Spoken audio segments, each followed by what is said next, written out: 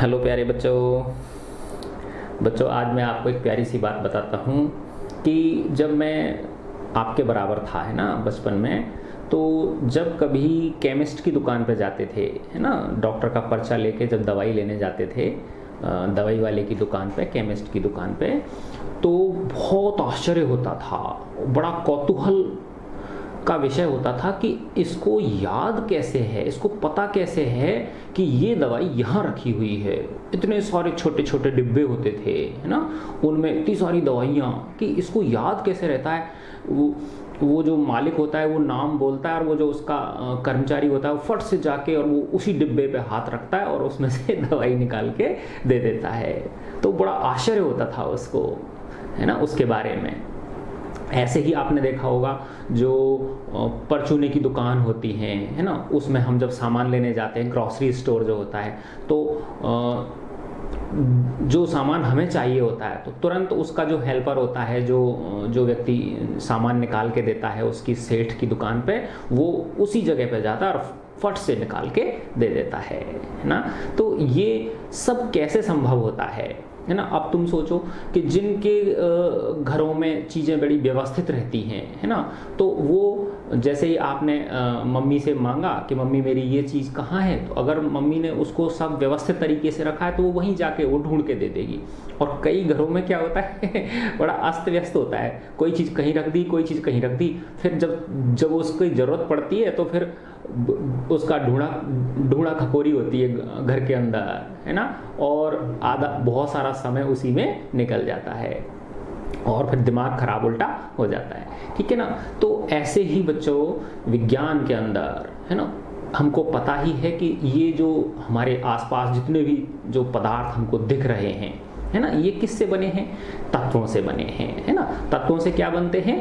यौगिक बनते हैं और मिश्रण बनता है, मिक्सचर बनता है और कंपाउंड्स बनते हैं एलिमेंट्स से, ठीक है। तो जब इनकी खोज हो रही थी, ठीक है ना, तो जब शुरुआत में कम तत्व थे तो चलो कोई दिक्कत नहीं थी, है ना, उनको अलग अलग भी हम उनकी स्टडी कर सकते थे जो वैज्ञानिक थे वो। लेकिन जब इनकी और ज़्यादा खोज होने लगी तो इनके जो रासायनिक गुण थे, है ना, उनका अध्ययन करने के लिए किसकी जरूरत पड़ी कि एक व्यवस्थित तरीके से कैसे इनको वर्गीकृत किया जाए, क्लासिफाई किया जाए, है ना, वर्गीकरण जिसको बोलते हैं हम, है ना। जैसे आपने देखा होगा अपन पढ़ते हैं कि भाई जैसे सबसे मोटा सा जो विभाजन है वो क्या है, सजीव और निर्जीव का विभाजन है ना। सबसे मोटा जो विभाजन है कि भाई ये वस्तु सजीव है और ये निर्जीव है, ठीक है ना। फिर सजीव के अंदर भी एनिमल्स अलग वर्गीकृत कर दिए अपन ने, प्लांट्स को अलग वर्गीकृत कर दिया, है ना।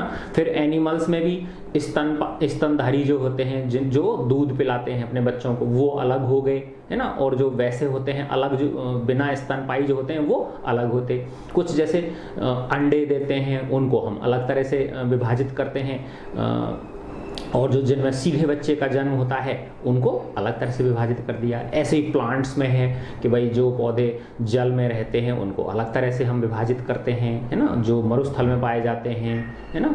तो इस तरह से होता क्या है बच्चों कि किसी भी चीज़ को सिस्टेमेटिक तरीके से, है ना, एक वैज्ञानिक तरीके से स्टडी करने के लिए, अध्ययन करने के लिए हमें उन्हें जमाना पड़ता है ना, अरेंज करना पड़ता है, ठीक है ना, ऑर्गेनाइज करना पड़ता है। तो वही आवश्यकता जो वैज्ञानिक थे, रसायनज्ञ थे, केमिस्ट जो थे, उनको पड़ी जब तत्वों की क्या हो रही थी, खोज हो रही थी। तो उन्होंने क्या देखा कि कुछ तत्व जो हैं उनमें काफ़ी समानता है ना, उनके गुणों में क्या है, काफी समानता है ना। तो जो समान गुणों वाले थे उनको उन्होंने क्या रख दिया, एक जगह रख दिया, ठीक है ना, उनको एक जगह जमा दिया, सेट कर दिया। तो इस तरह से जो है ना इसकी खोज हुई, तत्वों के आवर्त वर्गीकरण की, है ना, पीरियोडिक क्लासिफिकेशन ऑफ एलिमेंट्स, ठीक है ना। तो अब इसमें बता रहे हैं ये कि 9वीं कक्षा में हमने सीखा कि हमारे आसपास के जो पदार्थ हैं तत्व, मिश्रण एवं यौगिक के रूप में उपस्थित रहते हैं। देखो बेटा, मैं एक एक लाइन पढ़ने की कोशिश करता हूँ जिससे कि आप लोगों को बुक रीडिंग की हैबिट डेवलप हो, है ना, तो आप भी आराम से पढ़ना सीखो चीज़ों को। हमने यह भी सीखा कि तत्व एक ही प्रकार के परमाणुओं से बने होते हैं। अब जो तत्व है ना, जैसे आयरन है तो उसके अंदर एक ही तरह के क्या होंगे, एटम्स होंगे, ठीक है ना। एल्यूमिनियम है तो उसमें एक ही तरह के एटम्स होंगे, ठीक है। हमको पता है कि 118 तत्वों की जानकारी है अभी तक, ठीक है ना। इन सभी तत्वों के गुण भिन्न भिन्न हैं। इनमें से 94 जो है वो नेचुरल हैं, बाकी के क्या हैं, बनाए गए हैं, प्रयोगशालाओं में बनाए गए हैं। तो जैसे जैसे विभिन्न तत्वों की खोज हो रही थी, वैज्ञानिक इन तत्वों के गुणधर्मों के बारे में अधिक से अधिक जानकारी इकट्ठा करने लगे।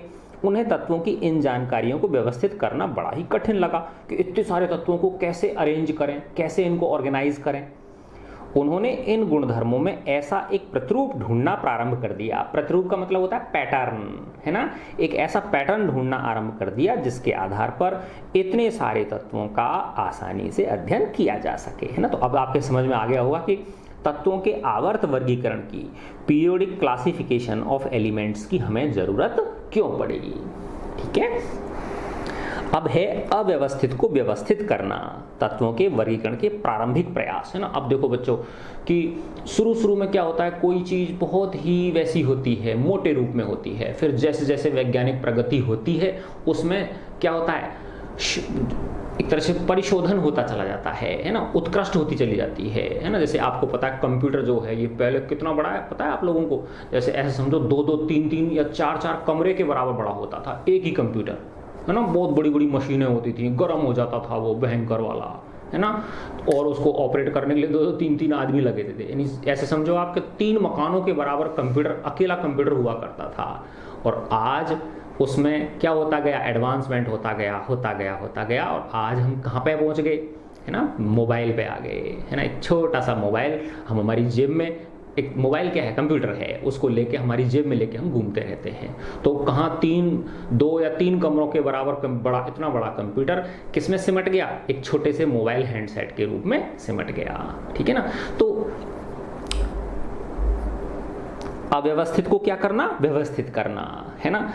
अव्यवस्थित का मतलब होता है केओस, इंग्लिश में इसको केओस बोलते हैं, ठीक है ना। और व्यवस्थित करने को बोलते हैं ऑर्गेनाइज, ऑर्डर बोल दो, है ना, ठीक है। तो ऑर्डर फ्रॉम केओस, तो तत्वों के वर्गीकरण के आरंभिक प्रयास। तो सबसे पहले छोटे लेवल पे प्रयास हुए, फिर बढ़ते और फिर हम आधुनिक आवर्त सारणी तक पहुंच गए, जिसमें बहुत अच्छी तरीके से तत्वों को जमाया हुआ है ना, तत्वों को सजाया हुआ है, ऐसे समझ लो आप, ठीक है। हमने पढ़ा कि कैसे विभिन्न वस्तुओं एवं प्राणियों को, जैसे मैंने अभी शुरू में इंट्रोडक्शन दिया था आपको, ठीक है ना, उनको उनके गुणधर्मों के आधार पर, उनकी प्रॉपर्टीज के आधार पर क्लासिफाई किया जा सकता है। अन्य स्थितियों में भी हमें गुणधर्मों के आधार पर व्यवस्थित होने के उदाहरण मिलते हैं। जैसे ये मैंने आपको बता ही दिया था कि दुकान में साबुनों को एक स्थान पर रखा जाता है और बिस्कुटों को एक स्थान पर रखते हैं, और साबुनों में भी जो नहाने के साबुन को एक जगह रखेंगे, कपड़े धोने वाले साबुनों को एक जगह रखेंगे, ऐसा कि हम अक्सर देखते हैं, है ना। तो वो व्यवस्थित लगती हैं चीज़ें, ठीक है ना। इसी प्रकार वैज्ञानिकों ने भी तत्वों को उनके गुणधर्मों के आधार पर, है ना, वैज्ञानिकों ने उन तत्वों को उनकी प्रॉपर्टीज़ के आधार पर क्लासीफाई करने के कई प्रयास किए, ताकि अव्यवस्थित को व्यवस्थित किया जा सके, ताकि वो जो कैओस है उसमें से ऑर्डर निकाला जा सके, व्यवस्थित तरीके से उनको जमाया जा सके। सबसे पहले ज्ञात तत्वों को सबसे पहले तो किसमें, मेटल्स और नॉन मेटल्स में क्लासिफाई किया गया, धातु और अधातु में, ठीक है ना। फिर जैसे जैसे तत्वों एवं उनके गुणधर्मों के बारे में हमारा ज्ञान बढ़ता गया, वैसे वैसे उन्हें क्लासिफाई करने के प्रयास किए गए, ठीक है ना। तो अब हम इसमें पढ़ेंगे, देखो बच्चों, सबसे पहले है डोबेराइनर के त्रिक, है ना, ट्रायड्स, इंग्लिश में क्या बोलते हैं इसको, ट्रायड्स, है ना, ट्रायड्स ऑफ डोबेराइनर। डोबेराइनर एक साइंटिस्ट थे, है ना। तो इन्होंने क्या किया, तत्वों को त्रिक से आपको जैसे नाम से ही पता चला, त्रिक का मतलब होता है तीन के ग्रुप में इसने क्या किया, डिवाइड किया उनको, है ना। हालांकि वो बहुत ही एलिमेंट्री एफर्ट था, शुरुआती प्रयास था, लेकिन शुरुआती प्रयास अपने आप में बहुत बहुत इंपॉर्टेंट होता है ना। उस जमाने में इतनी बड़ी बात सोचना भी एक बहुत बड़ी बात हुआ करती थी, ठीक है ना। तो डोबेराइनर ने कुछ त्रिक खोजे, ट्रायड्स खोजे, उसमें क्या देखा, उन्होंने उनको ऐसे जमाया, 1 2 3, 1 2 3, 1 2 3। अब ये 3 सेट ही खोज पाए, जो डोबेराइनर थे ये कितने सेट खोज पाए, 3 सेट ही खोज पाए एलिमेंट्स के। उसमें क्या देखा इन्होंने कि अगर ये जो बीच वाला जो एलिमेंट है, इसका जो परमाणु भार है, या द्रव्यमान बोल दो, वजन बोल दो, भार बोल दो आप, है ना, वो ऊपर और नीचे वाले का अगर हम एवरेज कर दें, औसत निकाल दें, है ना, तो उन दोनों के जोड़ को 2 का भाग दे दें, तो इस बीच वाले का क्या आ जाता है, परमाणु भार आ जाता है। तो बीच वाले का परमाणु भार ऊपर और नीचे वाले के औसत के बराबर था, ऐसा उन्होंने देखा। तो उन्होंने ऐसे 3 ट्रिक खोजे। जो डॉवेराइनर थे उन्होंने क्या किया, 3 ट्रिक खोज पाए। और ये देखो आपकी बुक में इनको दे रखा है कि वो 3 ट्रिक जो थे वो कौन कौन से थे। देखो ये इधर साइड में अगर आप देख पा रहे हो, ये देखो, देख क्या पा रहे हो, मैं दिखाऊंगा आपको, छोड़ूंगा नहीं, ठीक है ना। ये रहा lithium, sodium, potassium, calcium, strontium, barium और क्लोरीन, ब्रोमीन और आयोडीन। ये 3 ग्रुप इन्होंने 1, 2 और 3 ट्रायड। तो इसका मतलब क्या हुआ कि जो सोडियम का परमाणु भार है, एटॉमिक वेट है, एटॉमिक मास है, वो लिथियम के और पोटेशियम के एटॉमिक मासेज का एवरेज है, औसत है। इन दोनों के द्रव्यमानों को जोड़ के 2 का भाग दें तो किसका निकल जाएगा, सोडियम का निकल जाएगा, है ना। ऐसे ही कैल्शियम और बेरियम के परमाणु द्रव्यमानों को जोड़ के और 2 का भाग दें तो किसका, स्ट्रोंशियम का निकल जाएगा। क्लोरीन और आयोडीन के परमाणु भारों को जोड़ के 2 का भाग दें तो किसका निकल जाएगा, ब्रोमीन का निकल जाएगा, ठीक है। इस तरह से उन्होंने बांटा इनको, ठीक है। तो यही जो मैंने अभी आपको बोला वही आपकी ये बुक में समझाया गया है, ठीक है ना। जैसे इसमें बताया है कि लिथियम, सोडियम और पोटेशियम के ट्रिक पर ध्यान दीजिए, ट्रायड्स पर ध्यान दीजिए, है ना। अब देखो ट्रायड से एक चीज़ और याद आई मुझे, है ना, 3 गणित में भी होते हैं ट्रायड्स, 3, 4 और 5। ये थोड़ा विभिन्न प्रकार, अलग तरह के ट्रायड्स हैं, है ना। इस क्या ट्रायड की क्या विशेषता है, देखो इसकी, कि 3 का वर्ग प्लस 4 का वर्ग बराबर 5 का वर्ग होता है। 3 3 9, 4 चौका 16, 16 9 कितने हो गए 25, और 5 का वर्ग भी क्या हो गया 25। तो ये वो जैसे पाइथागोरस प्रमेय होती है ना आपकी, पाइथागोरस थ्योरम, है ना, उसके उस बेस पे हो गए ये, ठीक है ना। और भी आप कई सारे इसमें ढूंढ सकते हो, ठीक है ना। जैसे 11, है ना, 5 और 12। 11 का वर्ग कितना होता है, 121, ठीक है ना। 5 का वर्ग कितना हो गया 25, नहीं 11, 12 और 13, है ना। 11, 12 और 13, है ना। तो 11 का 121 हो गया, शायद ये भी नहीं है मुझे लग रहा है ना। 5, 12, 13 एक बार करके देखें, हाँ 5, 12, 13 होता है, यस। 5, 12 और 13, देखो 5 का हो गया 25, 12 का हो गया 144 और 13 का हो गया 169, यस, है ना। तो 25 और 144 जब जोड़ोगे तो कितना आ जाएगा, 169 आ जाएगा। तो 5 का वर्ग 25, 12 का वर्ग 144 और 13 का वर्ग, इन दोनों के जोड़ देंगे तो क्या आ जाएगा, 13 का वर्ग आ जाएगा, है ना। ऐसे ही शायद एक वो होता है, बहुत सारे ऐसे ट्रायड्स जो है ना, 20, 21 और 9 का भी होता है, ठीक है ना। जैसे 20 का वर्ग, है ना, प्लस 9 का वर्ग कितना होता है, 21 का वर्ग होता है ना। 20 का वर्ग 400 हो गया, 9 का वर्ग 81 हो गया, 21 का शायद 481 होता है, ठीक है ना। तो इस तरह से ये मैथ्स के ट्रायड थे ना। तो ऐसे ही उन्होंने इन तीन ट्रायड ये बताए इन्होंने। तो लिथियम, सोडियम, पोटेशियम, है ना, ये देख लेना आप, है ना। 21 गुणा 21 करोगे तो कितना आएगा, 21 से कम 21 हासिल की 2 और 21 दूनी 44 और 2, 21 से 21 हासिल की 2, 21 दूनी 42 और 2 44, 441, नहीं ये कुछ और होता है, इसका मतलब 9 नहीं आता, फिर इसमें देख लेना आप इसको, ठीक है ना। चलो हाँ, तो इनके क्या थे, सोडियम, लिथियम, सोडियम और पोटेशियम। तो देखो लिथियम का है 6.9, है ना, 6.9 और पोटेशियम का है 39। अब इन दोनों को जोड़ दें हम, ठीक है ना, तो देखो लगभग बराबर आ जाता है। तो इसको जैसे मैं अगर मान लूँ कितना 7 मान लूँ, है ना, मोटा मोटा 7 मान लिया, और ये 39 हो गए, तो कितने हो गए 39 और 7 46 हो गए। 46 में 2 का भाग दो कितना आ जाएगा, 23 आ जाएगा, ठीक है ना। तो ऐसे ही ये तीनों जो हैं सेम उसी तरह से हैं, ठीक है ना। तो ये इन्होंने क्या किया, इन तत्वों को परमाणु द्रव्यमान के आरोही क्रम में ऊपर से नीचे की ओर व्यवस्थित किया, है ना, इंक्रीजिंग ऑर्डर में, है ना। सबसे छोटा, फिर उससे बड़ा, फिर उससे ज़्यादा बड़ा द्रव्यमान, है ना। अब जैसे ये नीचे दिखा रखे हैं, तो अब ये 3 सेट हैं, एक सेट ये है, दूसरा सेट ये है और तीसरा सेट ये है। तो इसमें अगर देखोगे आप तो इसका और इसका जोड़ में 2 का भाग दोगे तो ये आ जाएगा।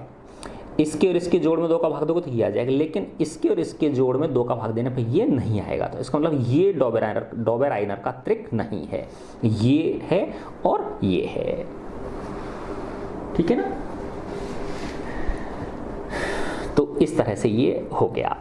तो ये एक क्या था, शुरुआती प्रयास था डॉबेराइनर का, है ना, तत्वों को व्यवस्थित करने के लिए, है ना। तो कितने ट्रायड ढूंढ पाए वो 3, तो 3 या 9 तत्वों को वो सजा पाए, जमा पाए, अरेंज कर पाए, ऑर्गेनाइज कर पाए, ठीक है। अब इसके बाद आता है न्यूलैंड का अष्टक नियम, है ना, octet rule, OCTATE, octet rule, ठीक है। अब जैसे आपने कभी हारमोनियम सुना हो तो उसमें होता है ना, सा रे गा मा पा धा नी सा, है ना।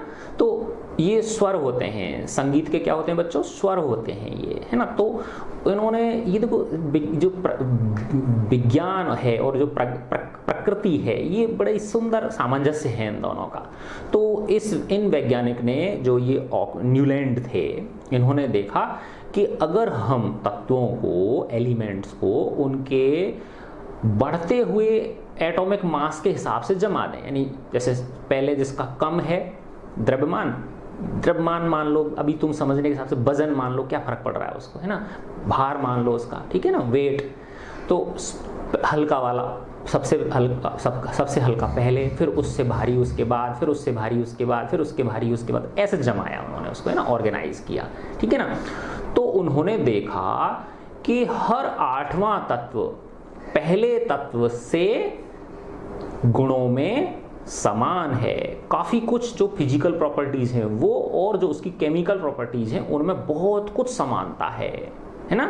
जिस तरह से सा रे गा मा पा धा नी सा, तो देखो सा से शुरू हुआ और वापस सा पे ही आ गया, समझ पा रहे हो ना, है ना। तो वैसे ही, है ना, क्या था, पहला और 8वां, इनके फिजिकल प्रॉपर्टीज और केमिकल प्रॉपर्टीज में बहुत सारी समानता थी, ठीक है ना। तो लेकिन ये जो रूल था ये ज्यादा तत्वों तक लागू नहीं हो पाया, ठीक है ना। तो लेकिन कोशिश तो बहुत बड़ी करी कि नहीं करी इन्होंने, है ना। मैंने बताया ना बेटा, उस जमाने में इतनी बड़ी बात सोचना बहुत, जैसे ये है ना, देखो 1866 में, कितने समय पुरानी बात है ये, ठीक है ना। तो इसमें यही बताया गया है कि उन्होंने ज्ञात तत्वों को परमाणु द्रव्यमान के आरोही क्रम में व्यवस्थित किया, इंक्रीजिंग ऑर्डर में। सबसे कम द्रव्यमान वाले को तत्व हाइड्रोजन से आरंभ किया और 56वें तत्व थोरियम पर इसे समाप्त कर दिया। 56 एलिमेंट पर क्या कर दी, इसको फिनिश कर दी उन्होंने पाया कि प्रत्येक 8वें तत्व का गुणधर्म पहले तत्व से मिलता है, जो फर्स्ट एलिमेंट है उससे वो क्या है, मिलता है, ठीक है ना। गुणधर्म क्या थे, समान थे पहले वाले के, है ना। तो उन्होंने इसकी तुलना संगीत के अष्टक की ओर, जैसे मैंने बताया ना, सारे गामा पा धा नी सा, इसीलिए इसका नाम क्या रखा गया, न्यूलैंड का अष्टक सिद्धांत, ऑक्टेव रूल ऑफ न्यूलैंड्स, ठीक है ना। तो अष्टक में लिथियम और सोडियम के गुणधर्म समान थे, है ना। जैसे यहां से शुरू करोगे तो 8वें नंबर पर ये सोडियम आ जाएगा, लिथियम के बाद 8वें नंबर पर क्या आता है, सोडियम आ जाएगा, ठीक है ना।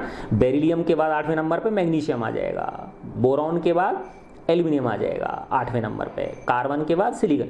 तो इनमें क्या थी, बहुत अधिक समानता थी, ठीक है ना। तो यही इसमें बताया गया है ना। अब देखें हम कि ऐसा देखा गया कि अष्टक का सिद्धांत केवल कैल्शियम तक ही लागू होता था। हालांकि इन्होंने कहां तक ढूंढने की कोशिश की थी, है ना, इसमें बताया गया ना कि 56वें तत्व तक, लेकिन ये नियम कहां तक लागू हो पाया, कैल्शियम तक। कैल्शियम कौन से नंबर पर होता है, 20 नंबर पर होता है, बस यहां तक। तो 1 से लेके 20 तक ही ये नियम लागू हो पाया, ठीक है ना।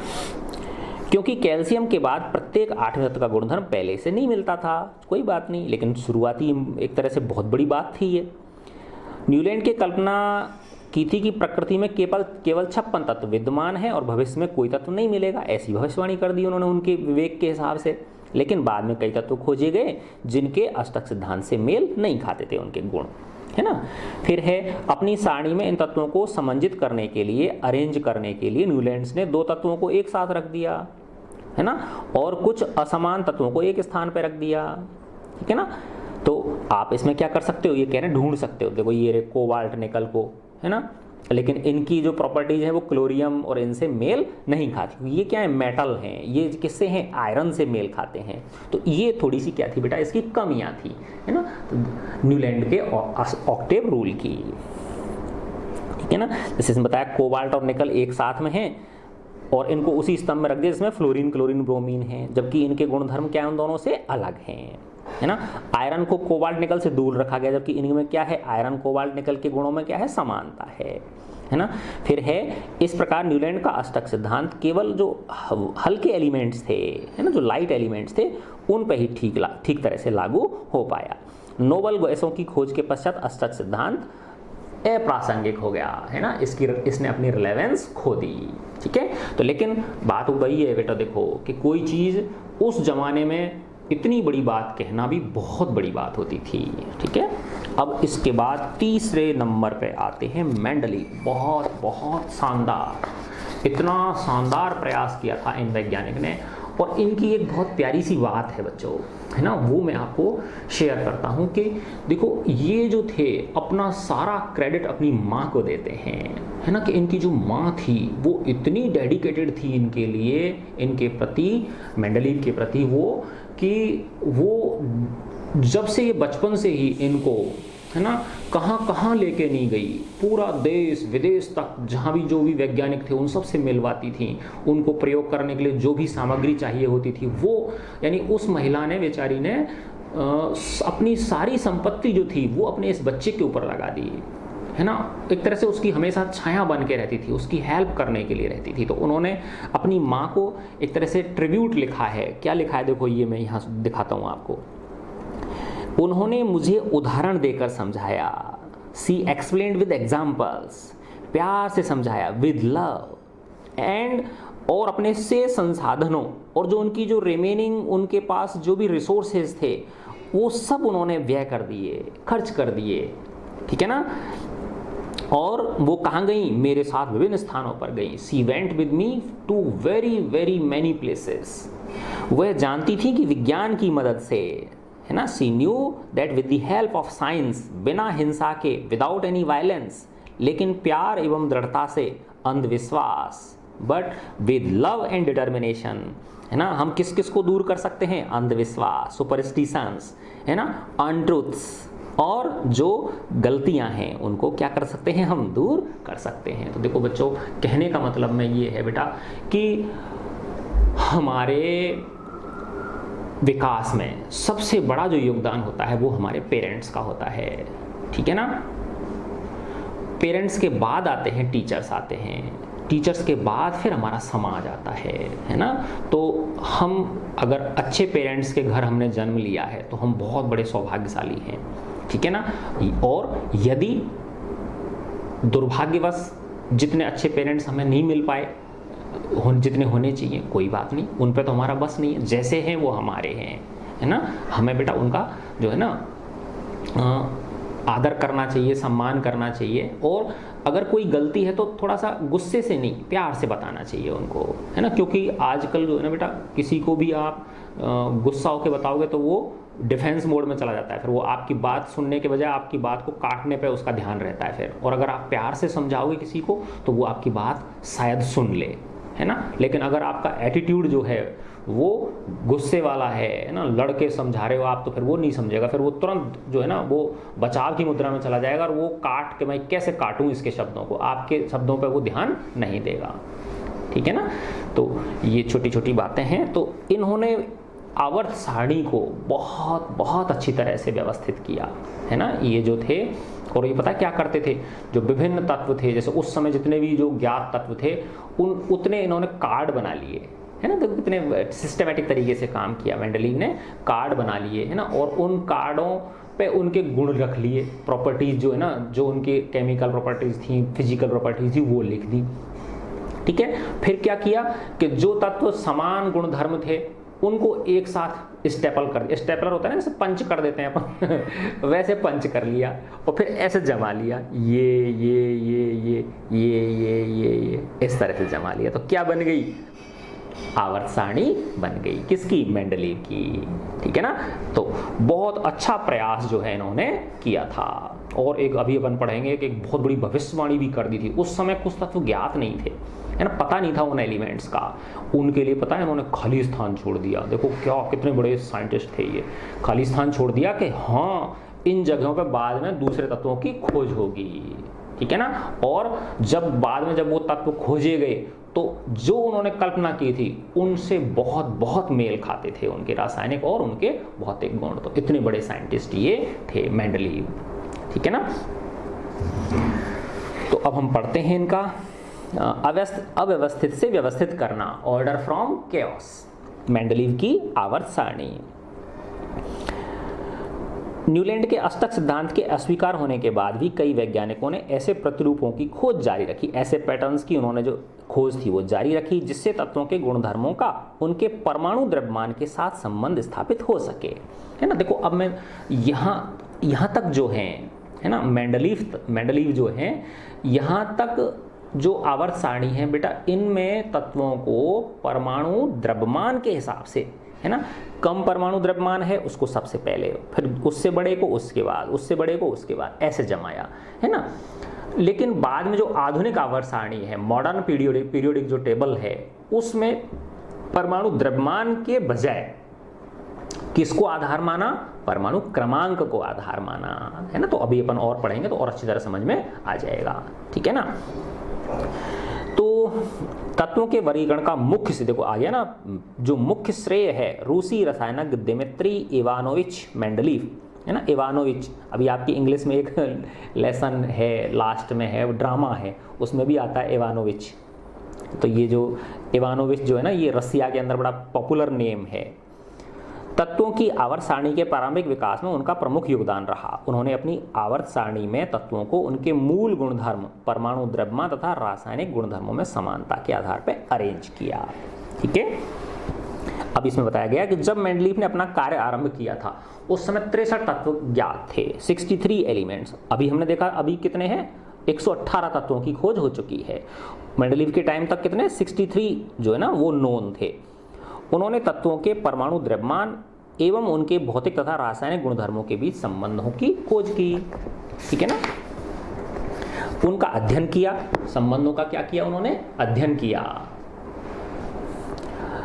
रासायनिक गुणधर्मों के अंतर्गत मेंडलीव ने तत्वों के, हाँ अब देखो बेटा इसमें रासायनिक गुणधर्मों का कैसे अध्ययन किया उन्होंने, बड़े स्मार्ट तरीके से, कि जो विभिन्न तत्व थे उनकी ऑक्सीजन के साथ अभिक्रिया कराई और हाइड्रोजन के साथ अभिक्रिया कराई, और फिर जो यौगिक बने उनका अध्ययन किया, उनके रासायनिक गुणों का, उनके भौतिक गुणों का उन्होंने अध्ययन किया। तो मेंडलीव ने तत्वों के ऑक्सीजन एवं हाइड्रोजन के साथ बनने वाले यौगिकों पर अपना ध्यान केंद्रित किया। उन्होंने ऑक्सीजन तथा हाइड्रोजन का चुनाव इसलिए किया क्योंकि ये अत्यंत एक्टिव हैं, ये हाईली रिएक्टिव हैं ये, तथा अधिकांश तत्वों के साथ इनके यौगिक बनते हैं। तत्व से बनने वाले हाइड्राइड हाइड्रोजन के साथ अभिक्रिया करेगा तो हाइड्राइड बनेगा, और ऑक्सीजन के साथ अभिक्रिया करेगा तो ऑक्साइड बनेगा। उनके सूत्रों को तत्वों के वर्गीकरण के लिए मूलभूत गुणधर्म का आधार माना उन्होंने। फिर उन्होंने 63 कार्ड ले लिए, मैंने बताया ना, कार्ड बना लिए उन्होंने। प्रत्येक कार्ड पर अलग अलग तत्वों के गुणधर्मों को लिखा। उन्होंने समान गुणधर्म वाले तत्वों को अलग कर लिया तथा इन पत्तों को पिन लगाकर स्टेपल कर लिया, दीवार पर लटका दिया। उन्होंने देखा कि अधिकांश तत्वों को आवर्त सारणी में स्थान मिल गया था, है ना। और क्या देखा उन्होंने कि तथा अपने परमाणु द्रव्यमान के आरोही क्रम में ये तत्व व्यवस्थित हो गए। यह भी देखा गया कि समान एवं रासायनिक गुणधर्म वाले विभिन्न तत्व एक निश्चित अंतराल के बाद फिर से आ जाते हैं, है ना। तो इस तरह से जब उन्होंने सेट किया था अपनी टेबल को, ये देखो ये मेंडलीव की आवर्त सारणी है, तो ऐसे जमा लिया उन्होंने, है ना। तो एक निश्चित अंतराल के बाद फिर वापस, जैसे ऐसे समझो आप, lithium, beryllium, boron, carbon, nitrogen, oxygen, fluorine, फिर उसके बाद ये सोडियम।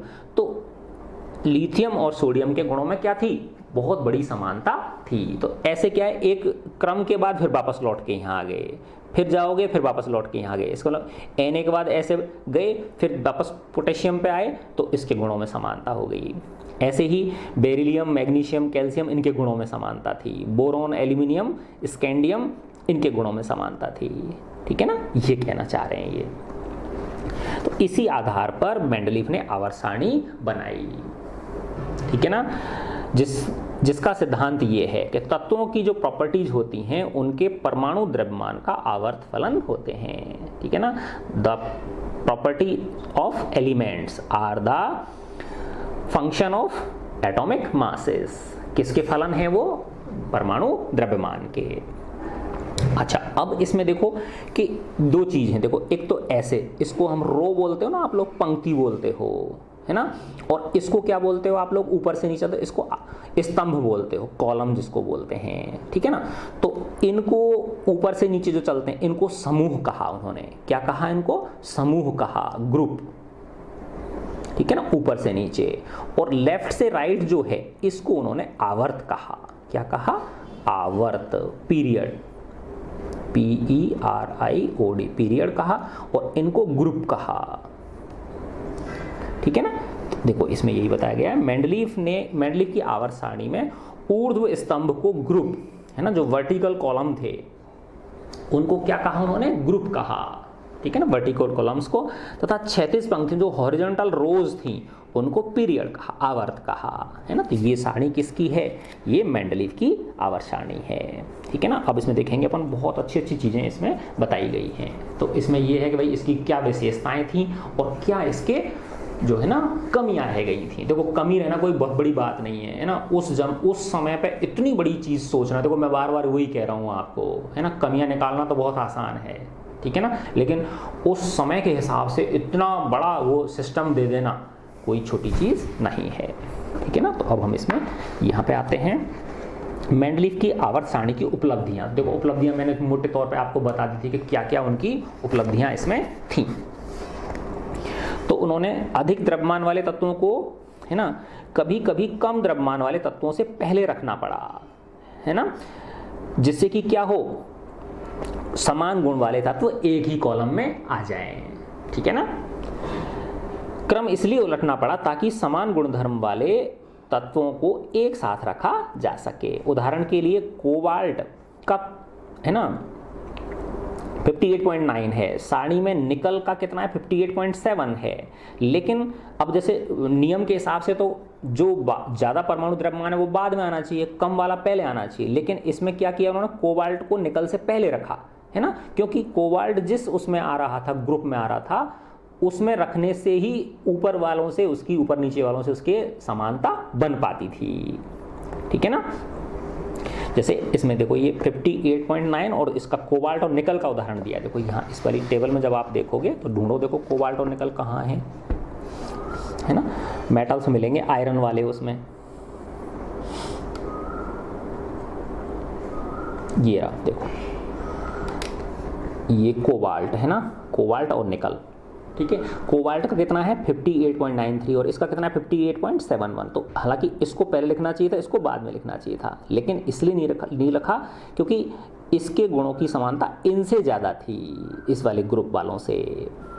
ठीक है ना, तो ऐसे और भी इसमें आपको मिल जाएंगे। तो ये कह रहा है आप एक बार और ढूंढने की कोशिश इसमें कर सकते हो कि भाई किसका ज़्यादा होने के बावजूद भी पहले लिख दिया है उन्होंने। ठीक है ना, तो वो इसमें आप और कुछ ढूंढ सकते हैं इसके अंदर, आप ढूंढ लेना इसको, है ना, एक आध जोड़ा इसमें और आपको मिल जाएगा। ठीक है ना, फिर कह रहे हैं ये कि हाँ, बताया था मैंने आपको, कुछ रिक्त स्थान छोड़ दिए थे उन्होंने। रिक्त स्थानों को दोष के रूप में देखने के बजाय मेंडलीफ ने दृढ़तापूर्वक, है ना, फर्मली, उन्होंने बहुत ही दृढ़तापूर्वक, फर्मली कुछ ऐसे तत्वों के अस्तित्व का अनुमान किया जो उस समय तक ज्ञात नहीं थे। इनका नामकरण उन्होंने उसी समूह में इससे पहले आने वाले तत्व में एका लगा दिया, है ना, संस्कृत में एक शब्द होता है एका, ठीक है, उपसर्ग लगा के उनका नामकरण कर दिया। जैसे बाद में ज्ञात होने वाले स्कैंडियम, गैलियम और जर्मेनियम के गुणधर्म क्रमशः एका बोरॉन, एका एल्यूमिनियम तथा एका सिलिकॉन के समान थे। अब देखो मैं समझाता हूँ मतलब क्या है इसका, कि उस समय मेंडलीफ के टाइम तक स्कैंडियम, गैलियम और जर्मेनियम की खोज नहीं हुई थी, तो उन्होंने खाली छोड़ दिया, है ना, और उनको क्या नाम दे दिया? एका बोरॉन, एका एल्यूमिनियम और एका सिलिकॉन, क्योंकि बोरॉन, एल्यूमिनियम और सिलिकॉन तो ज्ञात थे, है ना, तो एका ओ लगा दिया उसके आगे।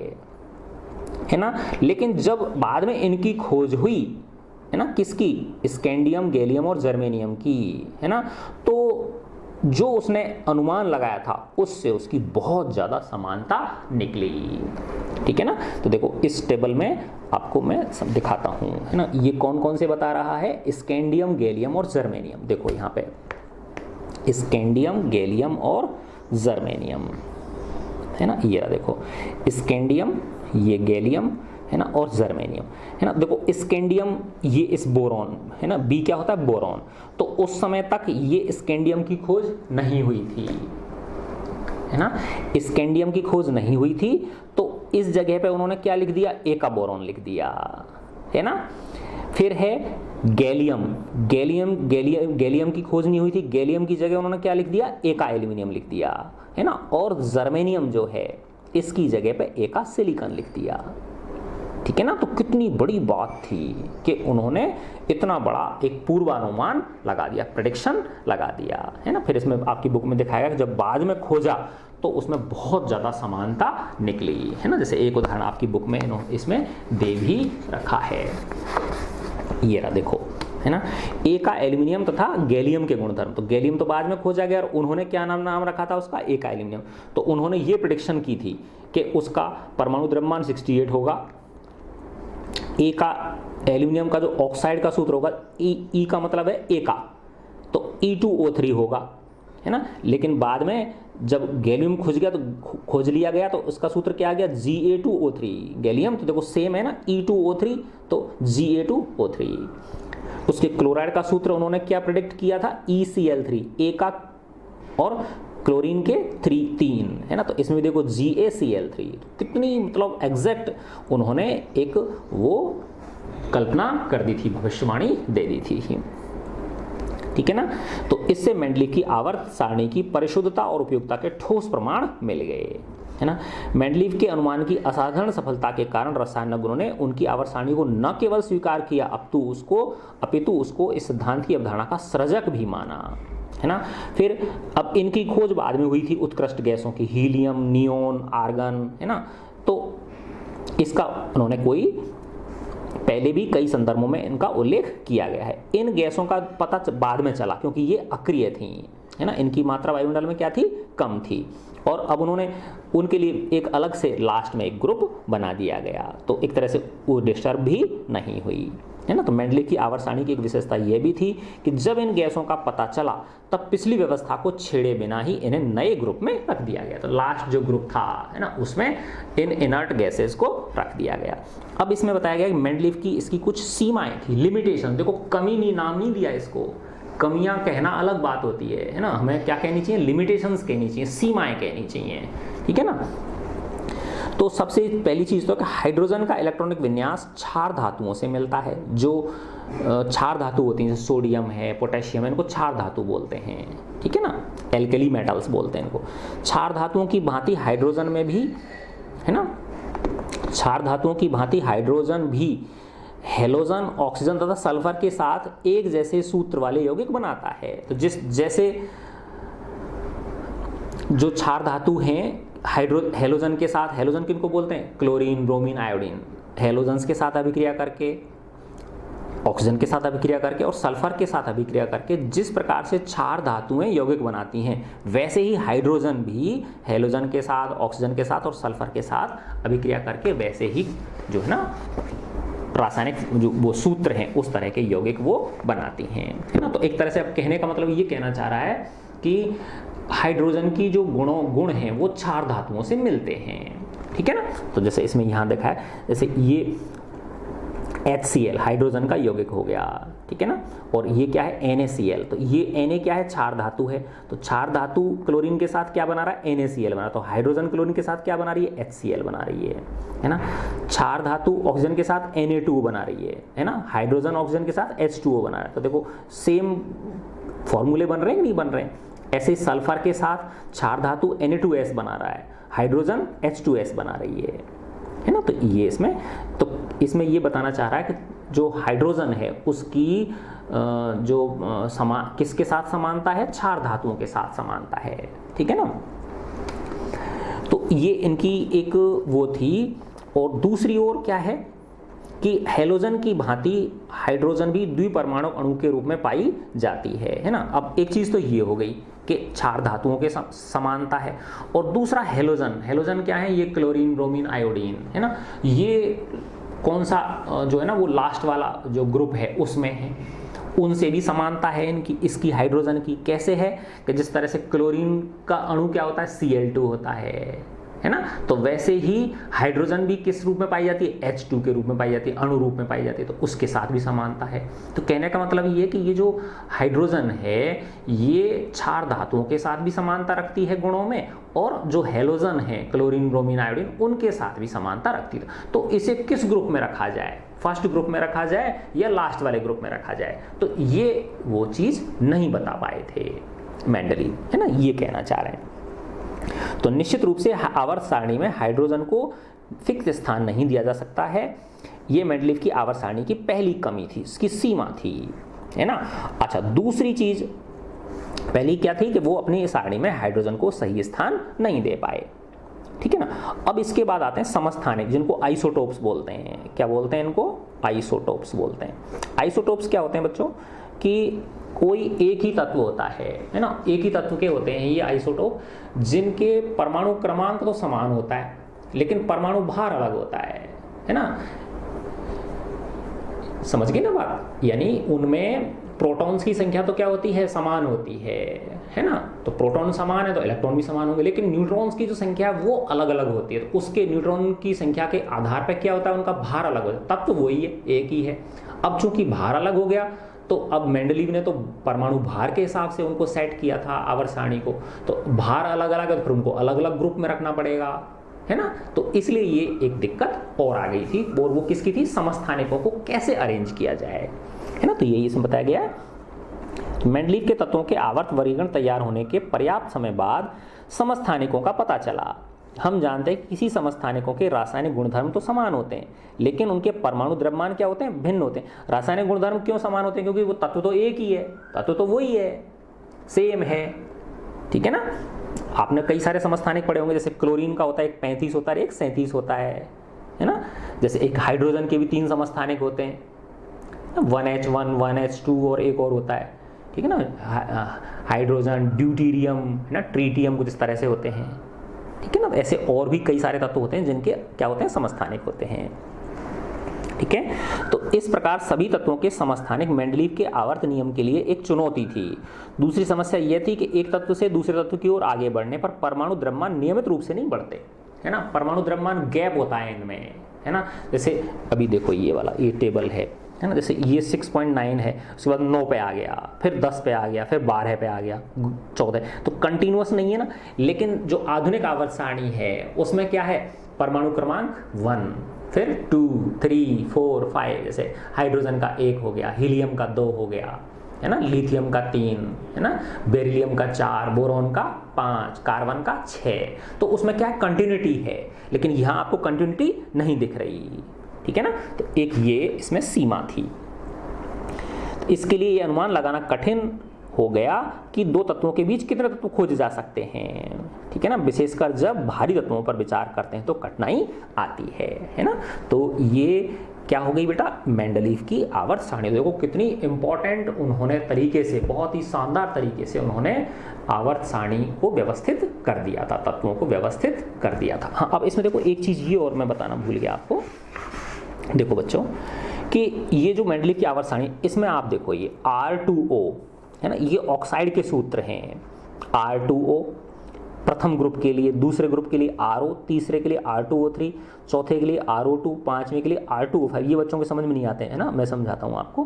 RO3, फिर R2O7 और RO4, है ना।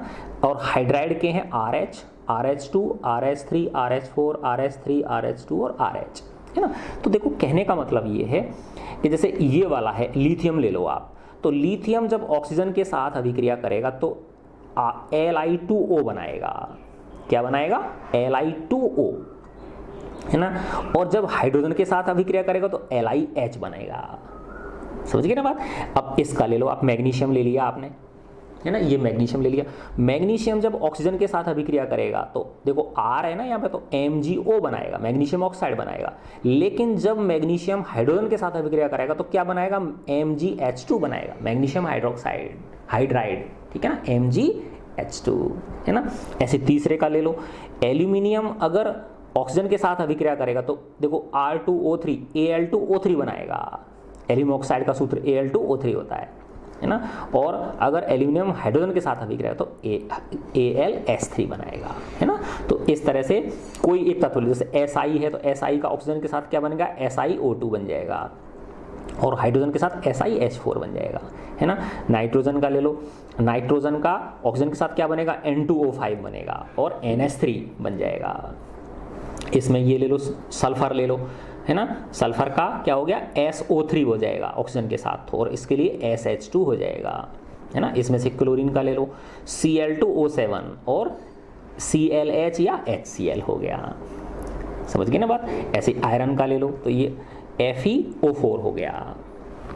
तो इस तरह से उन्होंने ऑक्सीजन के साथ और हाइड्रोजन के साथ अभिक्रिया कराई थी उन तत्वों की, है ना, और उनके जो ऑक्साइड बने और उनके जो हाइड्राइड बने, है ना, उनके रासायनिक गुणों और भौतिक गुणों की क्या करी, उन्होंने अध्ययन किया, है ना। और फिर उनको जो समान थे उनको एक साथ पिन कर लिया और उन्होंने ऐसे उनको जमा लिया। तो इस तरह से एक उन्होंने दीवार पर लगा लिया, तो ये इस तरह से ये एक जैसी सीध में आ गए, ये तत्व एक सीध में आ गए, ये एक सीध में आ गए। तो इस तरह से बहुत ही शानदार तरीके से आवर्त सारणी विकसित हो गई, ठीक है ना।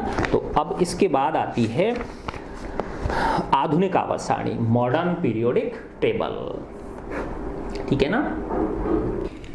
हाँ तो बच्चों, इस जो मॉडर्न पीरियोडिक टेबल है ये, है ना, आधुनिक आवर्त सारणी है, इसमें जो मेंडलीव की आवर्त सारणी में जो सीमाएं रह गई थी, जो कमियां रह गई थी, उनको दूर किया गया और इसको बनाया था मोजले ने, हेनरी मोजले, है ना। तो हमने देखा था कि जो डोबेराइनर के त्रिक, उसके बाद उसकी जो है ना ऑक्टेट रूल, ठीक है ना, न्यूलैंड के अष्टक नियम, और फिर मेंडलीव की आवर्त सारणी, इसमें किस क्रम में जमाया था उन्होंने, परमाणु भार के बढ़ते हुए क्रम में, है ना, एटॉमिक वेट, एटॉमिक मास बोल दो उसको, उसके बढ़ते हुए क्रम में जमाया था।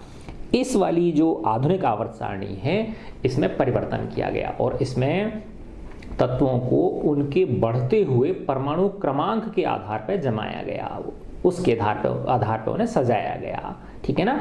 तो परमाणु क्रमांक आपको पता है, जैसे कि मैंने कार्बन का उदाहरण दिया था आपको, है ना। तो कार्बन का परमाणु क्रमांक 6 होता है और उसका परमाणु भार कितना होता है, 12, है ना।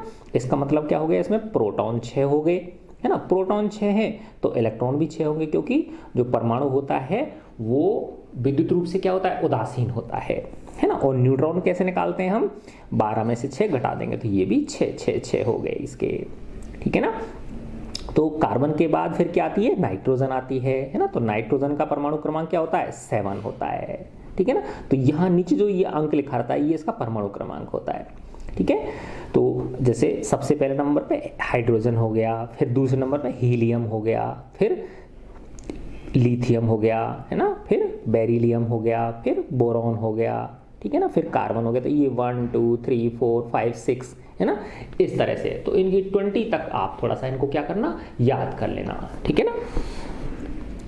तो इसमें जो है ना हेनरी मोजले ने बताया कि तत्व के जो परमाणु द्रव्यमान की तुलना में उसका परमाणु संख्या जो Z होती है ना, अधिक आधारभूत गुणधर्म है, ये उसकी ज़्यादा बेसिक प्रॉपर्टी है ना। उसके अनुसार ही मेंडलीव की आवर्त सारणी में परिवर्तन कर दिया गया और परमाणु संख्या को आधुनिक आवर्त सारणी के आधार के रूप में स्वीकार किया गया। तो परमाणु भार के बजाय किसको, परमाणु संख्या को, एटॉमिक नंबर को, ठीक है ना। और इसके हिसाब से फिर आवर्त नियम क्या बन जाता है, पहले वालों में क्या था कि तत्वों के गुणधर्म उनके परमाणु भार के आवर्ती फलन होते, तो इसमें ये परिवर्तन आ गया कि तत्वों के गुणधर्म उनके परमाणु संख्या के आवर्त फलन होते हैं, एटॉमिक नंबर के, ठीक है ना। अब हमें पता है कि परमाणु के जो परमाणु संख्या जो होती है, एटॉमिक जो नंबर होता है वो किसको, नाभिक में स्थित प्रोटॉनों की संख्या का पता चलता है उससे हमें, है ना। तो जब एक तत्व से हम दूसरे तत्व की ओर बढ़ते हैं तो एक एक की वृद्धि होती है ना। जैसे यहाँ था ना हाइड्रोजन 1, फिर हीलियम पे 2 प्रोटॉन हो गए, लिथियम में 3 प्रोटॉन हो गए इसके नाभिक में, बोरॉन में बेरिलियम में 4 हो गए, बोरॉन में 5 हो गए, कार्बन में 6 हो गए, ठीक है ना। इस तरह से प्रोटॉनों की संख्या एक एक करके बढ़ती जाती है। तो तत्वों को उनकी परमाणु संख्या के आरोही क्रम में इंक्रीजिंग ऑर्डर में व्यवस्थित करने पर जो वर्गीकरण प्राप्त होता है उसे हम आधुनिक आवर्त सारणी कहते हैं, मॉडर्न पीरियोडिक टेबल कहते हैं, ठीक है ना। तो इस प्रकार से जब उनको परमाणु संख्या के आधार पर जब जमाया तो तत्वों के गुणधर्मों का अधिक परिशुद्धता से अनुमान लगाया जा सका, ठीक है ना। तो अब हम इस जो आवर्त सारणी है, ये आधुनिक आवर्त सारणी है, इसमें मेंडलीफ की आवर्त सारणी के तीनों कमियों को क्या कर लिया गया, सुधार लिया गया, ठीक है ना। तो अब हम इस आवर्त सारणी के आधुनिक आवर्त सारणी के बारे में पढ़ते हैं। तो देखो इसमें क्या है बच्चों, 18 तो इसमें स्तंभ हैं, कॉलम है ना, इसको क्या बोलते हैं, COLUMN, स्तंभ कॉलम हो गए, जिन्हें समूह कहा जाता है, ग्रुप कहा जाता है, ठीक है। और ये वर्टिकल हो गए है ना, जैसे ऊपर से नीचे, ऊपर से नीचे, ऊपर से नीचे, तो ये क्या होते हैं, कॉलम होते हैं या ग्रुप बोलते हैं इनको। तो ये कितने हैं, 18 हैं, 18 हैं। और 7 जो हैं वो क्षैतिज पंक्तियां हैं, हॉरिजॉन्टल रोज हैं ये ना। तो 18 तो क्या हो गए, वर्टिकल कॉलम्स हो गए है ना, 18 तो क्या हो गए, वर्टिकल कॉलम्स हो गए। और 7 क्या हो गई, हॉरिजॉन्टल ना, सीधी है ना, बाएं से दाएं पंक्तियां, इनको क्या बोलते हैं, रोज बोलते हैं, ROWS। इनको क्या बोला गया, आवर्त कहा गया, पीरियड्स कहा गया इन्हें, इनको क्या बोला गया, पीरियड्स, PERIODS, ठीक है। तो जो वर्टिकल कॉलम है उनको ग्रुप बोला गया, और जो हॉरिजॉन्टल रोज हैं उन्हें क्या बोला गया, आवर्त बोला गया या पीरियड्स बोला गया, है ना। तो अब हम इसमें देखते हैं, ठीक है ना। ये जो आपकी बुक में ये वाला जो अगला पेज है, इस पे आपकी आवर्त सारणी दिखा रखी है ना। तो देखो मैं आपकी बुक में दिखाता हूँ। तो इसको याद नहीं करना है हमको, है ना, टेंशन नहीं लेनी भाई, अरे यार इसको इतने सारों को कैसे याद करेंगे, है ना। देखो यहाँ 1 से शुरू हो रहा है, हाइड्रोजन दिख रहा है आपको, है ना, ये हाइड्रोजन है 1, ठीक है ना। और लास्ट का तत्व देखो कितना, 118, ये रहा, दिख रहा है ना आपको, ये लास्ट वाला 118 है ना। अब देखो ये नीचे वाली जो 2 अलग से हैं, इनको मैं बताऊंगा आपको कि ये किस चीज़ के लिए है। ये जो नीचे वाली 2 अलग से हैं, लेंथेनाइड और एक्टिनाइड, ठीक है ना, इनका भी बताऊंगा कि ये किस तरह से हैं, लेंथेनाइड और एक्टिनाइड, ठीक है। तो अब आप देखो वर्टिकल के लिए क्या नाम लिया था हमने, ग्रुप लिया था, वर्टिकल के लिए क्या नाम लिया था हमने, ग्रुप नाम लिया था, ठीक है ना। देखो मैंने अब इसको थोड़ा छोटा कर दिया, है ना। तो अब देखो ये है ना, 1 2 3 4 5, ये नंबर डले ना, 6 7 8 9 10 11, 12वां कॉलम, 13वां कॉलम, 14वां कॉलम, 15वां कॉलम, 16वां कॉलम, 17वां कॉलम और 18वां कॉलम, है ना, स्तंभ।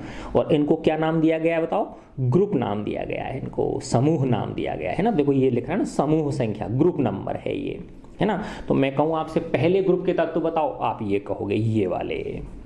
मैं कहूँ आपसे 5वें ग्रुप के सदस्य से बताओ, तत्व बताओ, तो आप ये कहोगे। मैं कहूँ आपसे 17वें ग्रुप के बताओ, तो आप ये कहोगे।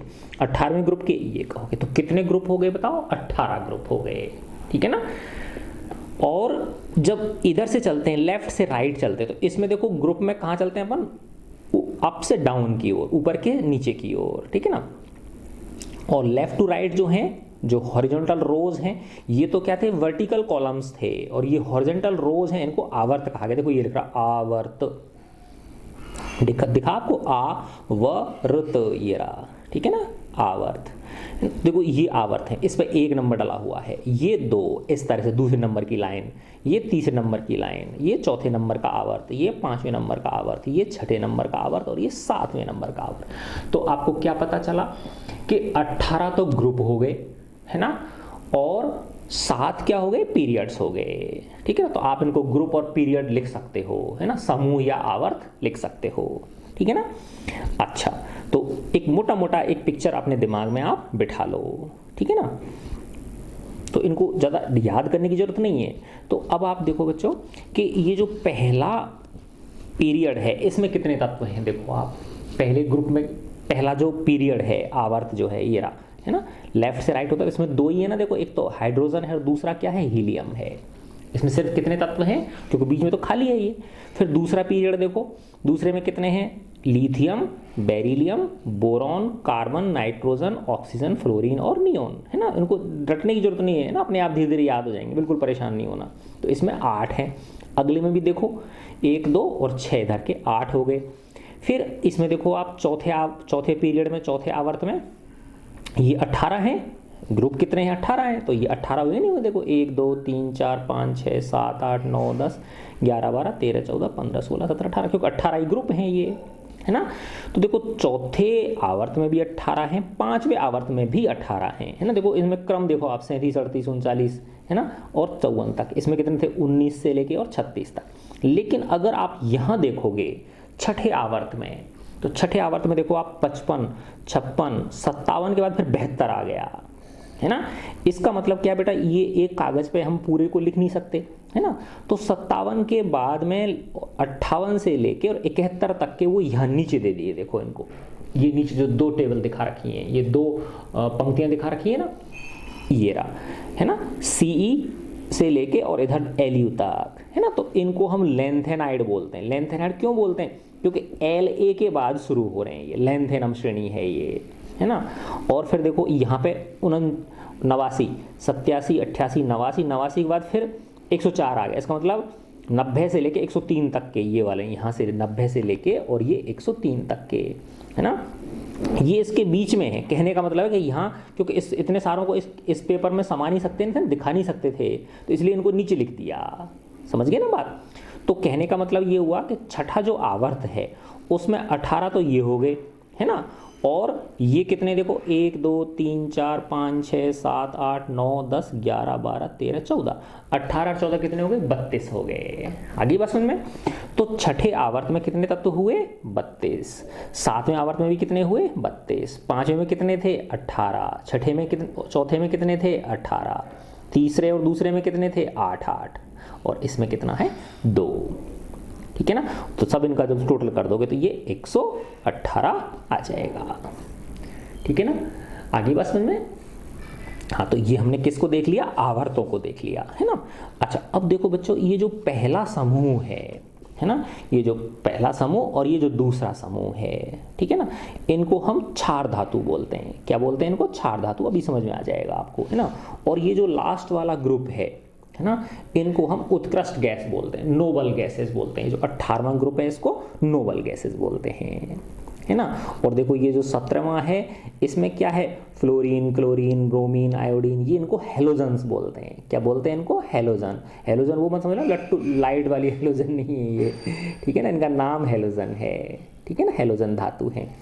अच्छा, एक चीज और देखो अब आप, है ना, कि इसमें देखो 3 रंग हैं, है ना।